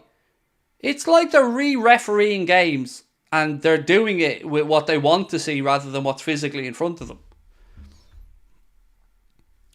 Harry said, proud of Nico Williams for speaking his mind in his post-match interview. Yep, and he's already been summoned by the FA to justify his comments. So expect Nico Williams to get a severe fine, which of course, you know, heaven forbid anybody actually wants to hold these referees to a standard.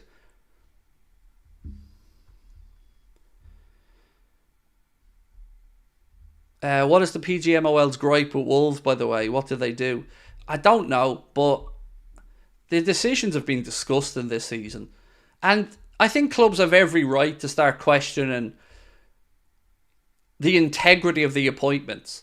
When you've got referees pissing off over to Saudi or Qatar or Abu Dhabi to go and referee little side jobs, while those countries, some of them own football clubs in the Premier League, I don't see how they don't think that people are going to look at that and say, that's not right. Anyway, enough about the referees. I just wanted to let you know what the situation was following on from yesterday's Nottingham Forest fiasco. Right, we're heading towards 10 o'clock, so we will wait a few more minutes and see if anything does come in on the embargoed stuff. Football is killing itself with all the madness. It is, David. And the amount of people that I've spoken to that said every year that goes by, every season that goes by, they're falling out of love with football a little bit because they're not believing in the integrity of it anymore. Whether you're talking about decisions going for or against big clubs and leagues, whether you're talking about the battle between UEFA and FIFA to make more money off the back of football, whether you talk about players being played way too much and being fatigued, football is just a grubby business at the minute, and it just looks like nobody cares.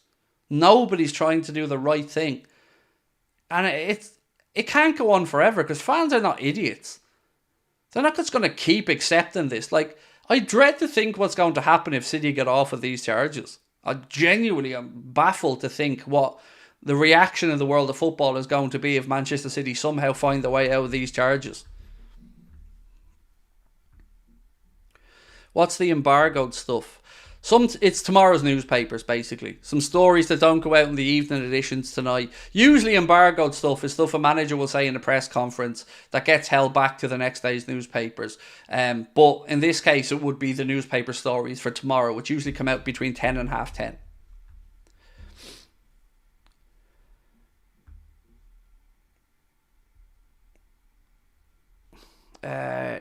What's your all-time Liverpool 11? There is actually a video, Aaron, on the channel about my all-time 11. We did it as well at the live show in Dublin. We did a segment on it and we picked it together. So I haven't got it off the top of my head, mate, but there is a video up there if you search for it. If City get away with the charges, then the Premier League's a Farmers League at that point. Yeah, it is. And do you know what? I've got to be honest with you guys. I will never accept that they're innocent. Never. Even if they get away with it, I won't accept it. You can call me bitter, obsessed, whatever you want. In my own head, I've seen enough to let me know that they're full of it. Craig, do you think the PGMOL is purposely making dodgy decisions so people start talking about them? I don't know. I doubt it. But remember why VAR was brought in. Remember what we were sold VAR as. Is this thing that was going to come into the game that would remove the arguments. Would remove the was he or wasn't he offside, was it or wasn't it a red card, was or wasn't it a penalty. Would remove these arguments that we have with our friends in work or down the pub or in a cafe or wherever. And it hasn't. All it's done is increase the scrutiny, have a quest for perfection that simply isn't attainable in a sport where there are always going to be grey areas. And it has catapulted referees into the limelight and given them power that they shouldn't have over games, title races. It's nonsense. And then they get worse.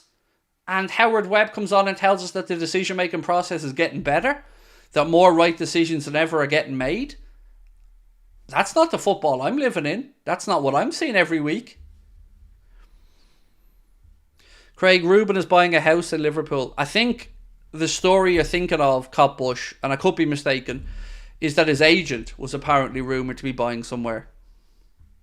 Yes, we do. We only need 78 more likes, and then we've got to our first ever 1,000 like Late Night Agenda. So if you haven't hit the like button, folks, please do. And also, would love if you drop a sub if you haven't subbed as well. So, I want to give you a quick update before I want to go back to the managerial stuff. I said this a few times, and I apologise if it annoys people, but I am also aware that people come in and out during streams. Lots of people have asked me about the shows in the UK. Cardiff, we just signed the contract on, so Cardiff will be happening August the 2nd. We are going to sell those tickets in-house ourselves, and it's going to be an all-ages show. So Anfield Agenda will be in Cardiff on August the 2nd at the Richard Burton Theatre. and we will be taking care of those ticket sales. It is an all ages event, so anybody can come along. The one in Liverpool is going to happen 2 days later, August the 4th. It's going to be at the Hot Water Comedy Club in Liverpool, and that will also be an all ages event. So everybody will be able to come along to that. The tickets for that will be going on sale via the Hot Water Comedy Club, and I will give you info on that. It's going to go on sale on May the 20th. The shows for Ireland are on sale right now. Belfast is the 31st of May, so the end of the season pretty much. Up in the limelight, Ticketmaster for those, and Dublin as well. Same with that. 2nd of June, Ticketmaster for those tickets. The agent bought it for one of his clients, is what it said. Ooh, we like that. Look, I'm praying, lads. I can't even deny it. Like, I'm praying that Amorim is talking to West Ham and Liverpool, and that it will be announced that it's Liverpool. Look, I've nothing to back it up other than just hope, but I really do hope that that's the case.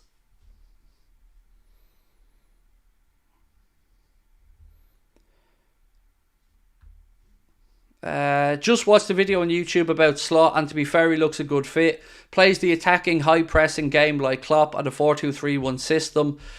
More defensively solid, has a great rapport with players and fans. I really appreciate that that input, because I'm trying my best to find out as much as I can about Slot, because he seems like to be the one where the money is going tonight, from punters who are putting a few quid on. We've done the 1,000 likes as well. Love you guys to bits. That's amazing. Thank you so much. Really do appreciate your help, because these things really help push the channel out there as well. Trying to get into that YouTube algorithm. So thank you so much for that. Is it just me, but I would take Jose at this point? We did a poll earlier on, and 70% said no to Jose Mourinho. And I would definitely be in that 70%. Get Bowley out, trust the protest, get him out. I mean, I can get behind getting rid of Bowley, mate. Not a fan myself. Something stinks. City always get the decisions. I feel that as well. Like, I was watching the game against Chelsea the other day, and I seen again a load of little niggly fouls that should have been yellow cards that they never get. And I said this to you guys as well. There's somebody in our chat called Luke who's a Chelsea fan in Discord. And he said to me, not 2 minutes into that game, Michael Oliver will give us nothing today. And he was right. And this is before any of the incidents or the potential handball on Grealish or whatever. And he was right. They got nothing. And I don't want, or I'm not calling into question Michael Oliver's integrity, because I do not know Michael Oliver or anything about the man other than he's a referee. But I will stand over my comments that I don't think it's a good look that referees from the Premier League are jetting off to Qatar, Saudi, Abu Dhabi or whatever to do side jobs. I don't think that's a good look, and I don't think it should be allowed, but apparently the PGMOL have no problem with that. Another up-and-coming manager, Simone Inzaghi, he's just confirmed, or the owner of Inter, mate, confirmed that he's staying there. I had read an article the other day to say that Inzaghi's going to sign a new contract at Inter, but yeah, the president came out earlier on, or maybe it was yesterday, and said that he's going to be staying there. So I think we can rule out Inzaghi. Let me just message in to check something.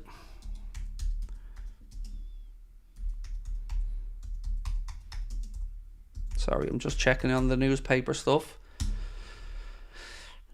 Do you think there should be female refs in the Premier League to remove bias? Well, yes, there should be female officials. Absolutely. I wouldn't say to remove bias or whatever, but I've seen many very competent female officials. So, yeah, no problem whatsoever.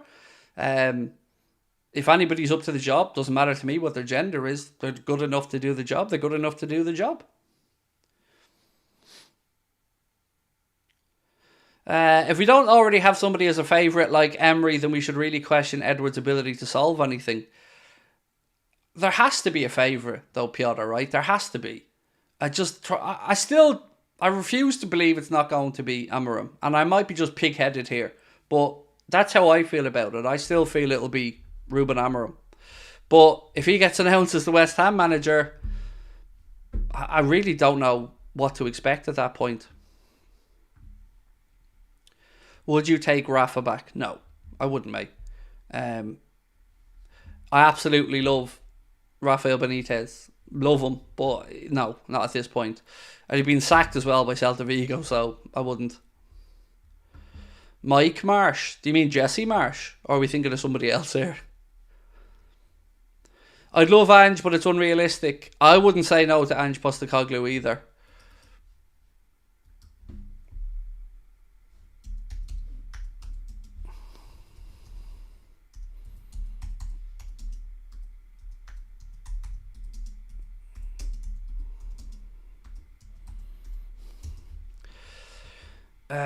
There is a female ref, Shan Massey-Ellis, I think is the referee that you're thinking of from the Premier League. And yeah, she's a fine official as well.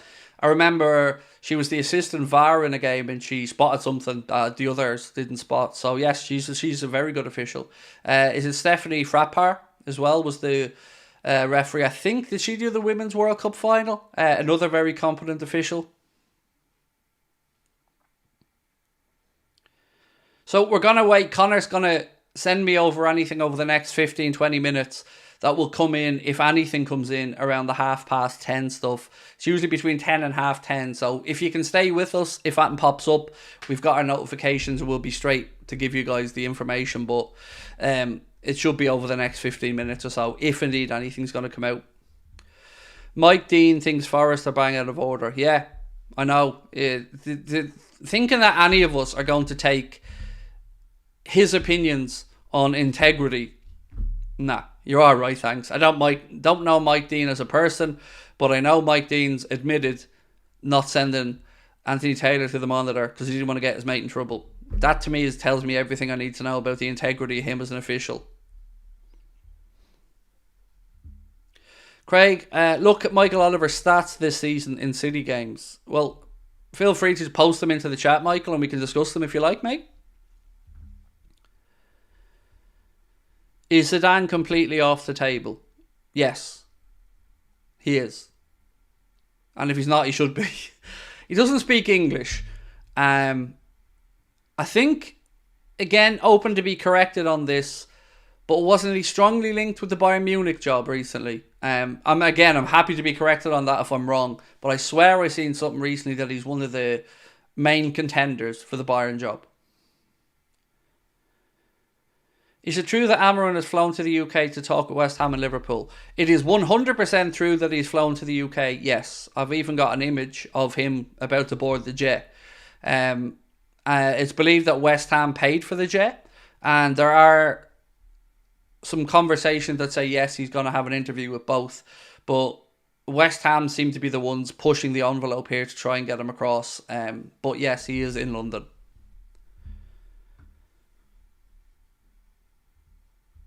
I promised the chat you'd sing when we get to 1,000 likes. Yeah, no, not today, Bill. My nose and throat are not in a great form today, mate. I was up sneezing half the night for some reason. My throat's killing me. Can I show the image? Yeah, one sec. Why isn't this dropping down? Bear with me. I'm going to try put this image up 1 second. There you go. There's the image. Just so you guys can have a look at it.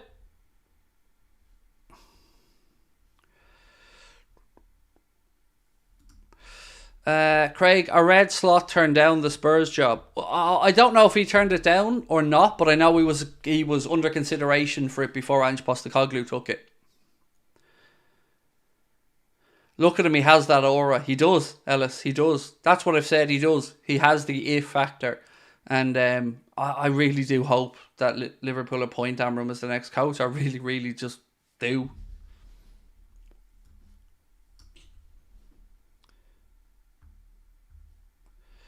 Surely West Ham aren't going to send a private jet from to speak to us also. Well, to be fair, all they can really control is bringing him over for an interview or not. You know? What he does when he's over here, I guess, is his own business, you know? If he goes and talks at West Ham and then he decides to have a chat with Liverpool. I guess there's not really much West Ham can do in that, other than hope that they can convince him to take the West Ham job. Do you think Brighton can get a result against City? I find it hard to see that they have the firepower to score enough goals, because you're going to have to put 2 or 3 past City, I think. I hope they can, but like, we'll be doing a watch along over here anyway, so, but I'm not expecting it. I'm very pessimistic about the title race at the minute, to be honest. I can see a world where maybe we win our 5 games, but I can also see a world where City win theirs. And, you know, and look, we're programmed to be used to City just steamrolling their way to the title when they get their noses in front. So, yeah, there's a chance, but I'm not optimistic.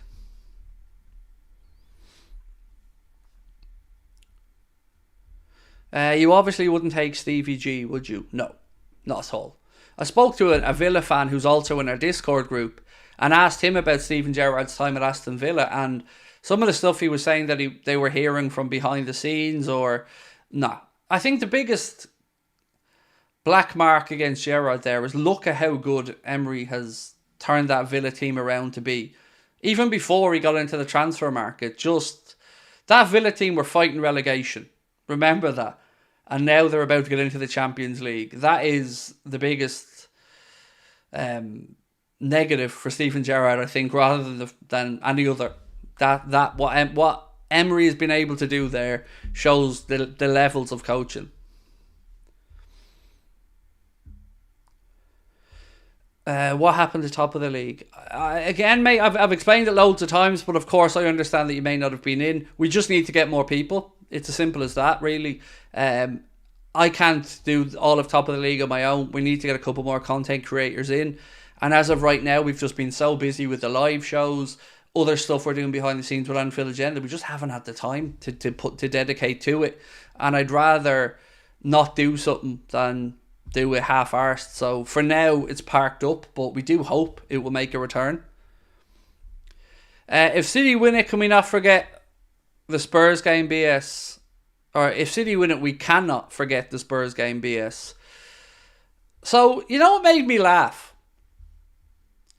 Remember when we were asking for a replay, but we didn't really even ask for a replay? Somebody said to Jurgen Klopp, what do you think the best case of the outcome should be? And he said something to the words of a replay or something like that. But anyway, everybody laughed at us. Opposition fans laughed at us. Neville laughed at us. Everybody laughed at us.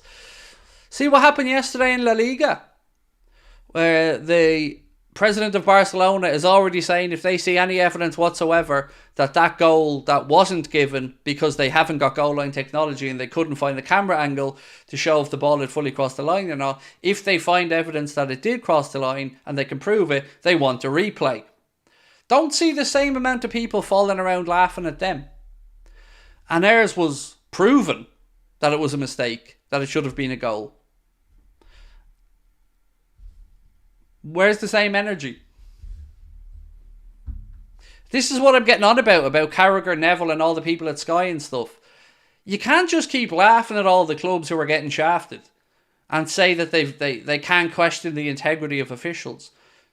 They can question how incompetent they are. And just telling people to shut up or that they've no recompense, that's not acceptable. Either is what Forest did. I think they went too far as well. But there has to be a middle ground. We can't just keep being screwed over by referees and just think, oh, well, that's it, so they're untouchable.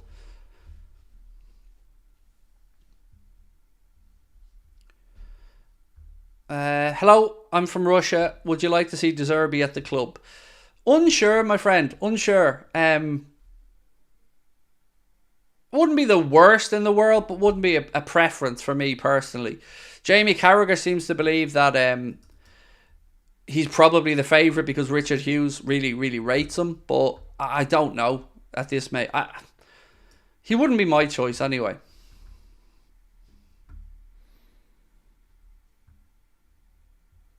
Neville in his post-game show was embarrassing, basically told the clubs to shut up. I know, I don't know why it is, but he seems to be very much...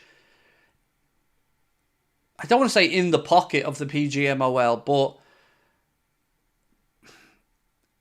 it doesn't sit well with me as a football fan seeing ex-professional players who can clearly see these incorrect decisions and then telling us all to shut up and talking about morality and all this other shit.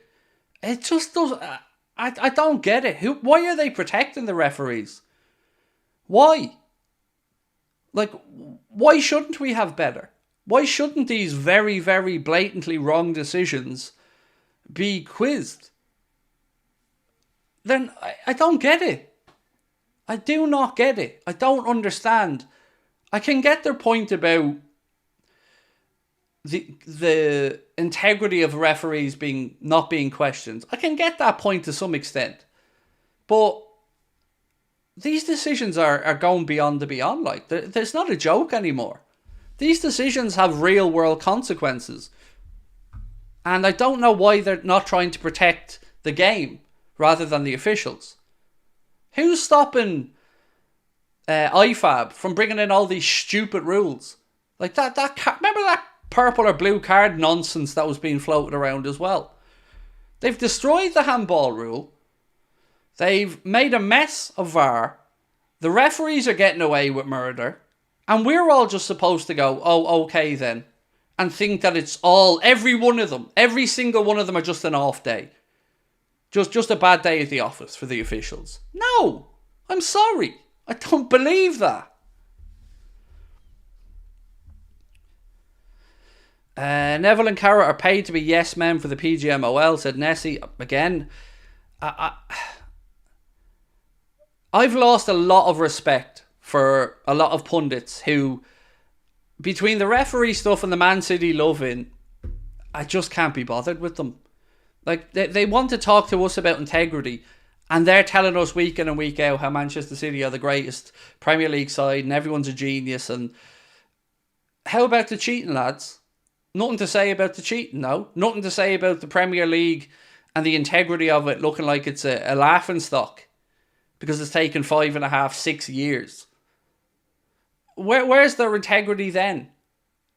They seem to toe the company line is probably the fairest I can be. I've no time for them. Zero. Because they haven't got a backbone between them when it comes to this. To sit there and tell us all how great City are, it's disgusting. It honestly is disgusting. And I don't know if City have gotten in with the media or whatever, but it seems like if this was Liverpool or Manchester United that had the same charges over their head, you wouldn't be able to move for articles about it every day. There would be show after show after show on TV and article after article written about it, and you wouldn't be able to move for the 115 charges being spoken about. But with City, it's like, let's have a little laugh and a joke with Pep Guardiola. Let's let Pep turn on the charm and we'll all forget about everything. It's just mind-boggling. The sad thing about this is having VAR has pulled the game further away from the true fans.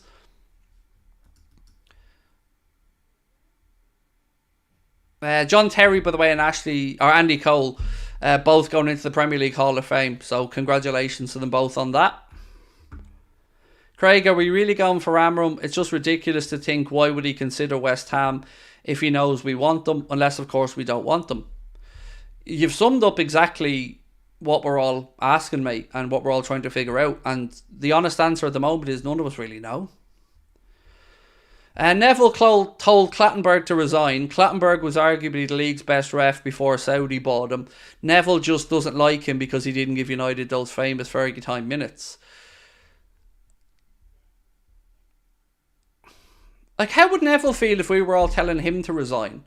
I don't like that he uses his power there to try and just get him sacked out.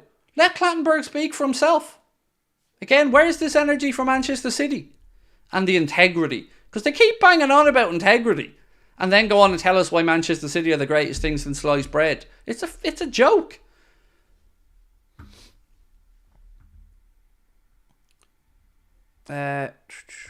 Ryan, talk to you soon, mate. Why do they put 2 lines for offside VAR decisions? Surely one is adequate. I don't know, but I've looked at that decision, the Coventry decision against Manchester United, and I can't tell how anybody can say that that is on or offside.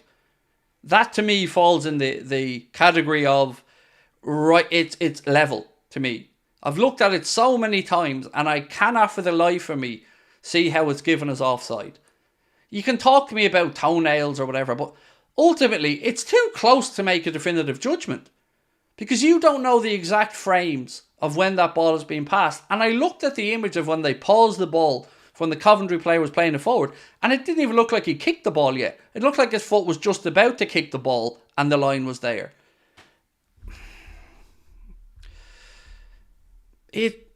I don't know.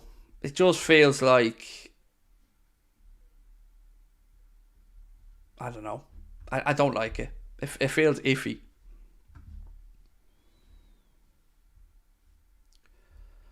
Not a word about the Premier League refs being flown out to work a few games in Saudi, said Declan Riley.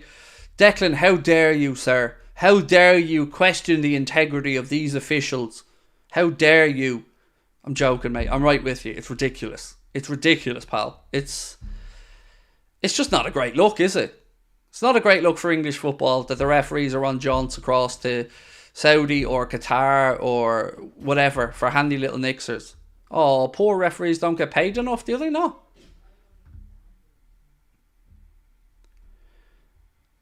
Do you think the Coventry pen should have been given?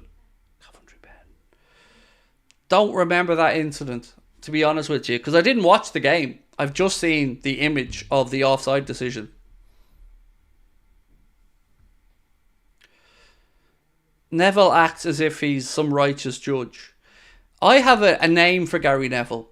And I like to think that he thinks of himself as the Prime Minister of football.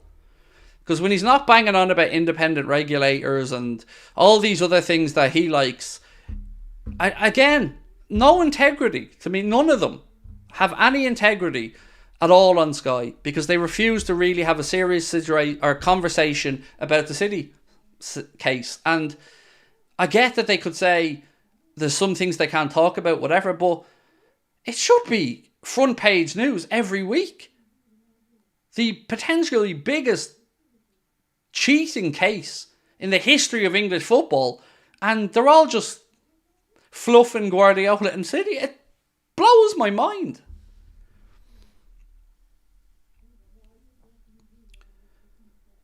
Would I take Inzaghi at Liverpool? Yes, probably, but it won't be happening. He's staying at Inter. We should be sat about 9 points ahead now if it wasn't for some dodgy decisions. Exactly, Carl. And these are really blatant decisions. Like that Odegaard handball and them trying to say he's trying to bring his arms back to his body is absolute pony of the highest order. He was moving the ball away from Salah. That's all he was doing. Definite penalty. And do you know what gets me about that one? It's the fact that, again, ref wasn't sent to the monitor. Because they knew if they sent the ref to the monitor, the ref was going to give the penalty. Same about the Doku kick. Oh, both players go in high according to the VAR. No, he didn't. They didn't go in high. One of them did. The other lad got kicked in the chest. And again, not sent to the monitor. But when we were away at Spurs, innocuous challenges, all of a sudden refs were sent to the monitor to make sure Curtis Jones got sent off.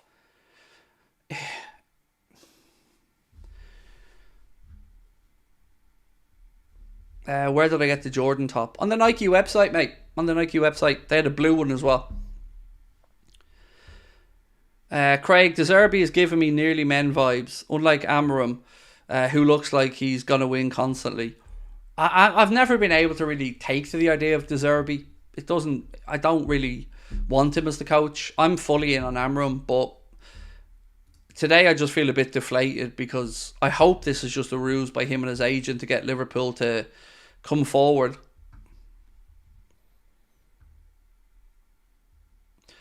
Craig, for the Doku kick, somebody said he won the ball, so no pen. Yeah, and that was also incorrect. Because if you look at it, the first touch on the ball is from McAllister, who moves the ball onto Doku's leg. So every part of that they've tried to say, both went in high, no they didn't.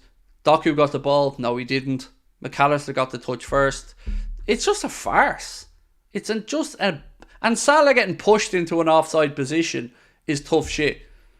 Goal ruled out for offside. Like, and again, them idiots have the cheek to tell us to respect these referees when we're getting shafted clearly.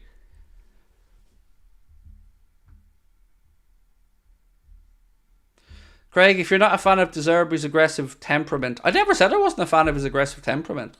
I love a lunatic. I'm a big fan of antics on the sideline, mate. So I never said anything about his temperament. I'm a big fan of managers being colourful on the sidelines. If Liverpool were to sign Victor Gyökeres, what would happen to Darwin Núñez? Either stay and fight for his place or move on, I guess. I'd like them to stay and fight for his place, but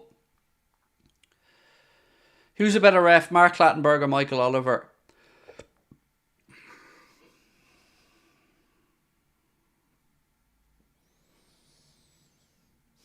Clattenburg.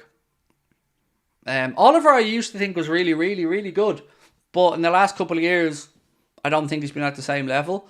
Clattenburg, look, there's going to be referees that we don't like their decisions either way. But of those two, I think Clattenburg was probably a better referee. If it's Mourinho, what's your opinions? That somebody at Liverpool's lost their damn mind, would be my opinion. You know, if after this exhausting process, they ended up throwing Mourinho into the job, which I don't think they will, by the way, I'd be furious, mate.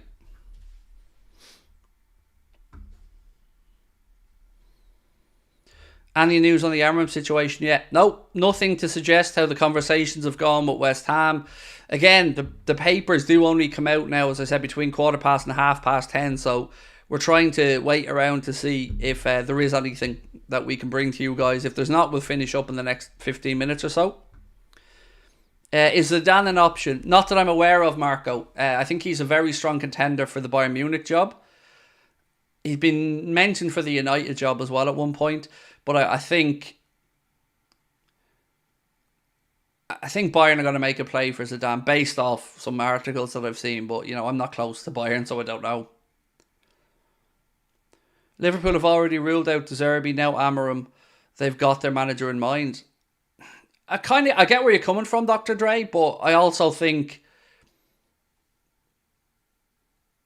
I refuse to think it's past Amorim, mate, because I know how much Michael Edwards held Amorim in high regard, even when we were still talking about Alonso.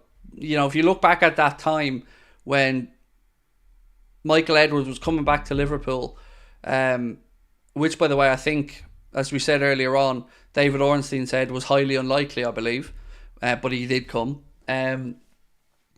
He favoured Amorim over Alonso, was the conversation at that point, and Richard Hughes is apparently a big fan of Roberto De Zerbi. So, what's this one? I don't know. Oh no, this definitely no, Mark. That lad's not credible at all. He's a spoofer. Thomas Frank or Jose Mourinho? Thomas Frank, but again, I wouldn't be happy with either. But of those two, Thomas Frank. Yeah, I wouldn't be happy with either though.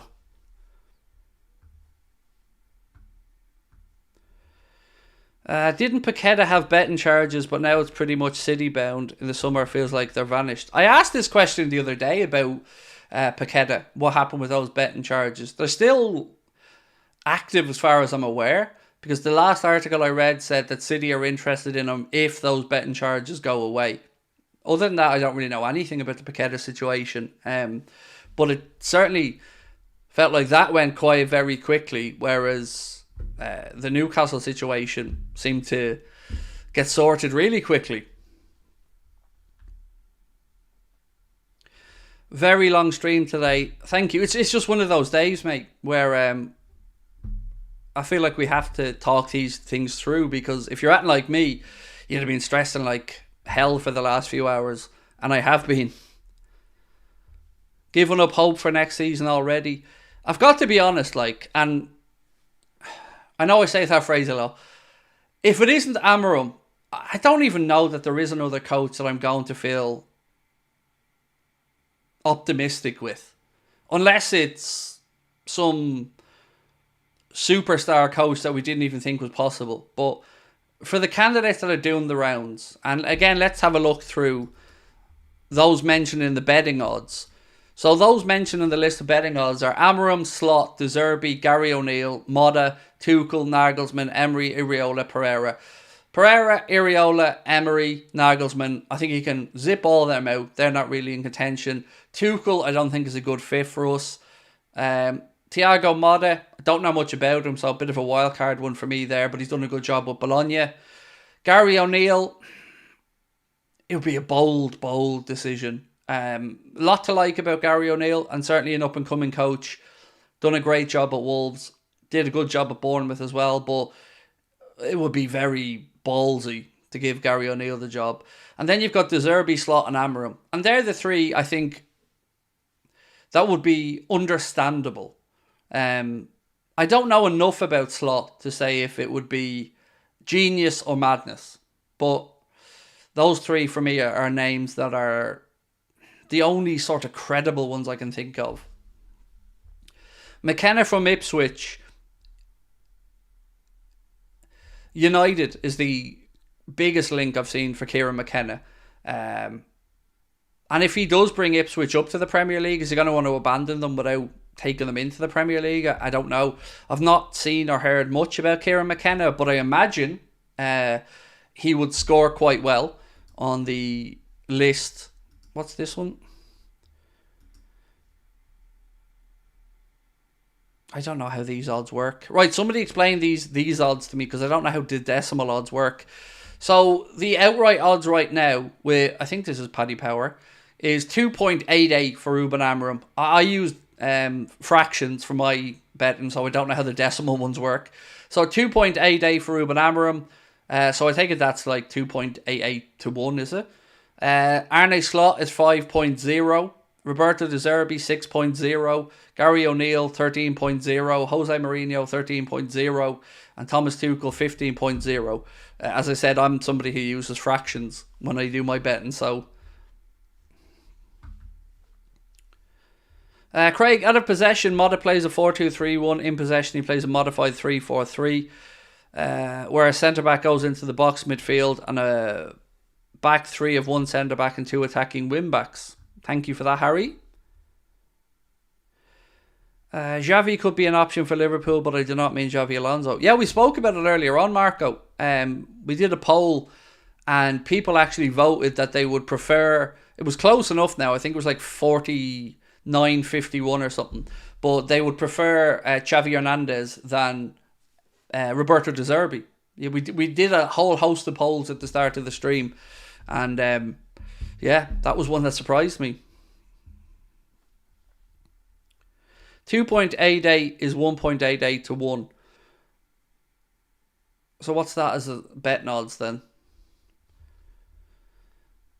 Let me just see. I don't understand the decimal betting odds. I've never used them. I'm somebody who uses... I don't have any betting apps on my phone, actually.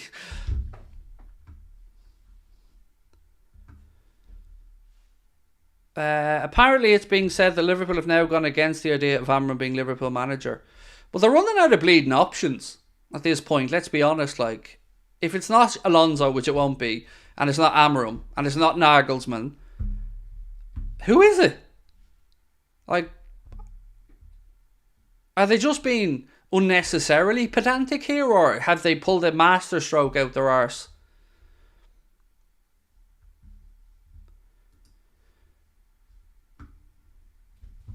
Right, I'm just going to have a look to see if the newspaper stories are out.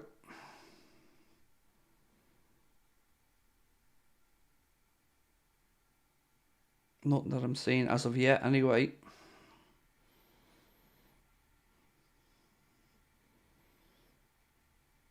Yeah, nothing coming out just yet. Inter Milan have won Serie A, by the way, with victory over AC Milan today.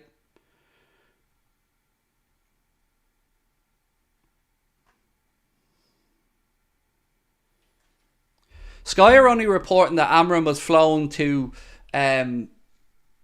London for West Ham talks. They don't mention Liverpool. They say Amorim flown to London for West Ham talks.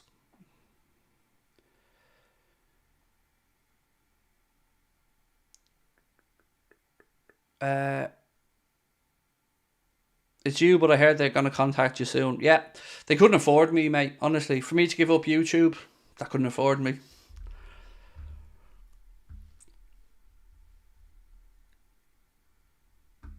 Decimal odds includes the stake, so 10.0 is 9 to 1. Okay, well, working off that one then. So Amorim will be 1.88 to 1 then, as mentioned before. Arne Slot will be 4 to 1, which is a difference from the 2 to 1 people were mentioned earlier on. Craig, honestly, are you optimistic for the future? Because I'm worried, mate. I can't lie. I was very excited for Amorim. I think you've summarised how I feel, mate. Exactly the same as yourself. I was buzzing at the idea of Amorim. Still sad that Jurgen's departing, obviously, but I was getting excited about the idea of a new, young, hungry coach coming in. And now I just don't know how to feel. You know, I'm nervous, same as all of you guys, but I would like some certainty at some point. Enrique, the PSG coach, I don't think he'll be leaving PSG anytime soon. Again, I'm still trying to look here for the newspaper stuff, so bear with me. Usually out about this time, so I'm just flying through to see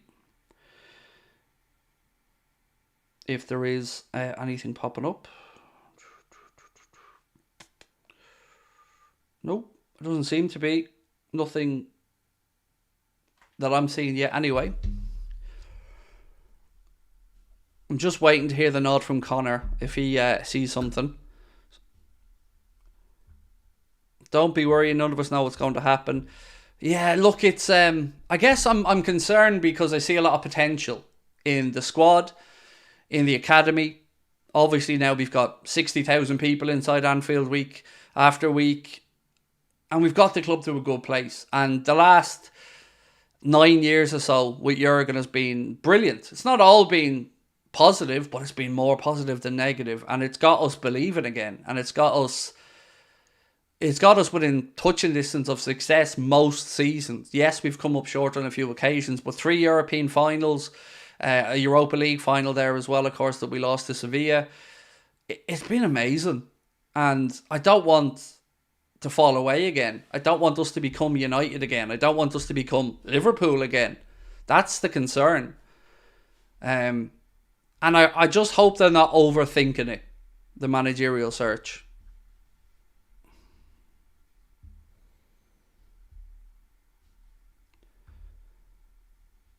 Why can't we try Jurgen Klopp's a previous assistant coach? Buvac?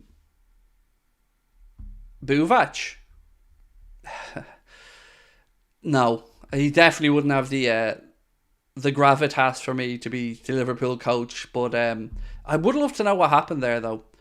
JC said, we're a special club. If the manager don't want it, feck him. I love the positivity there, JC. Right, friends, I don't see anything coming in. So, again, one last look. Where is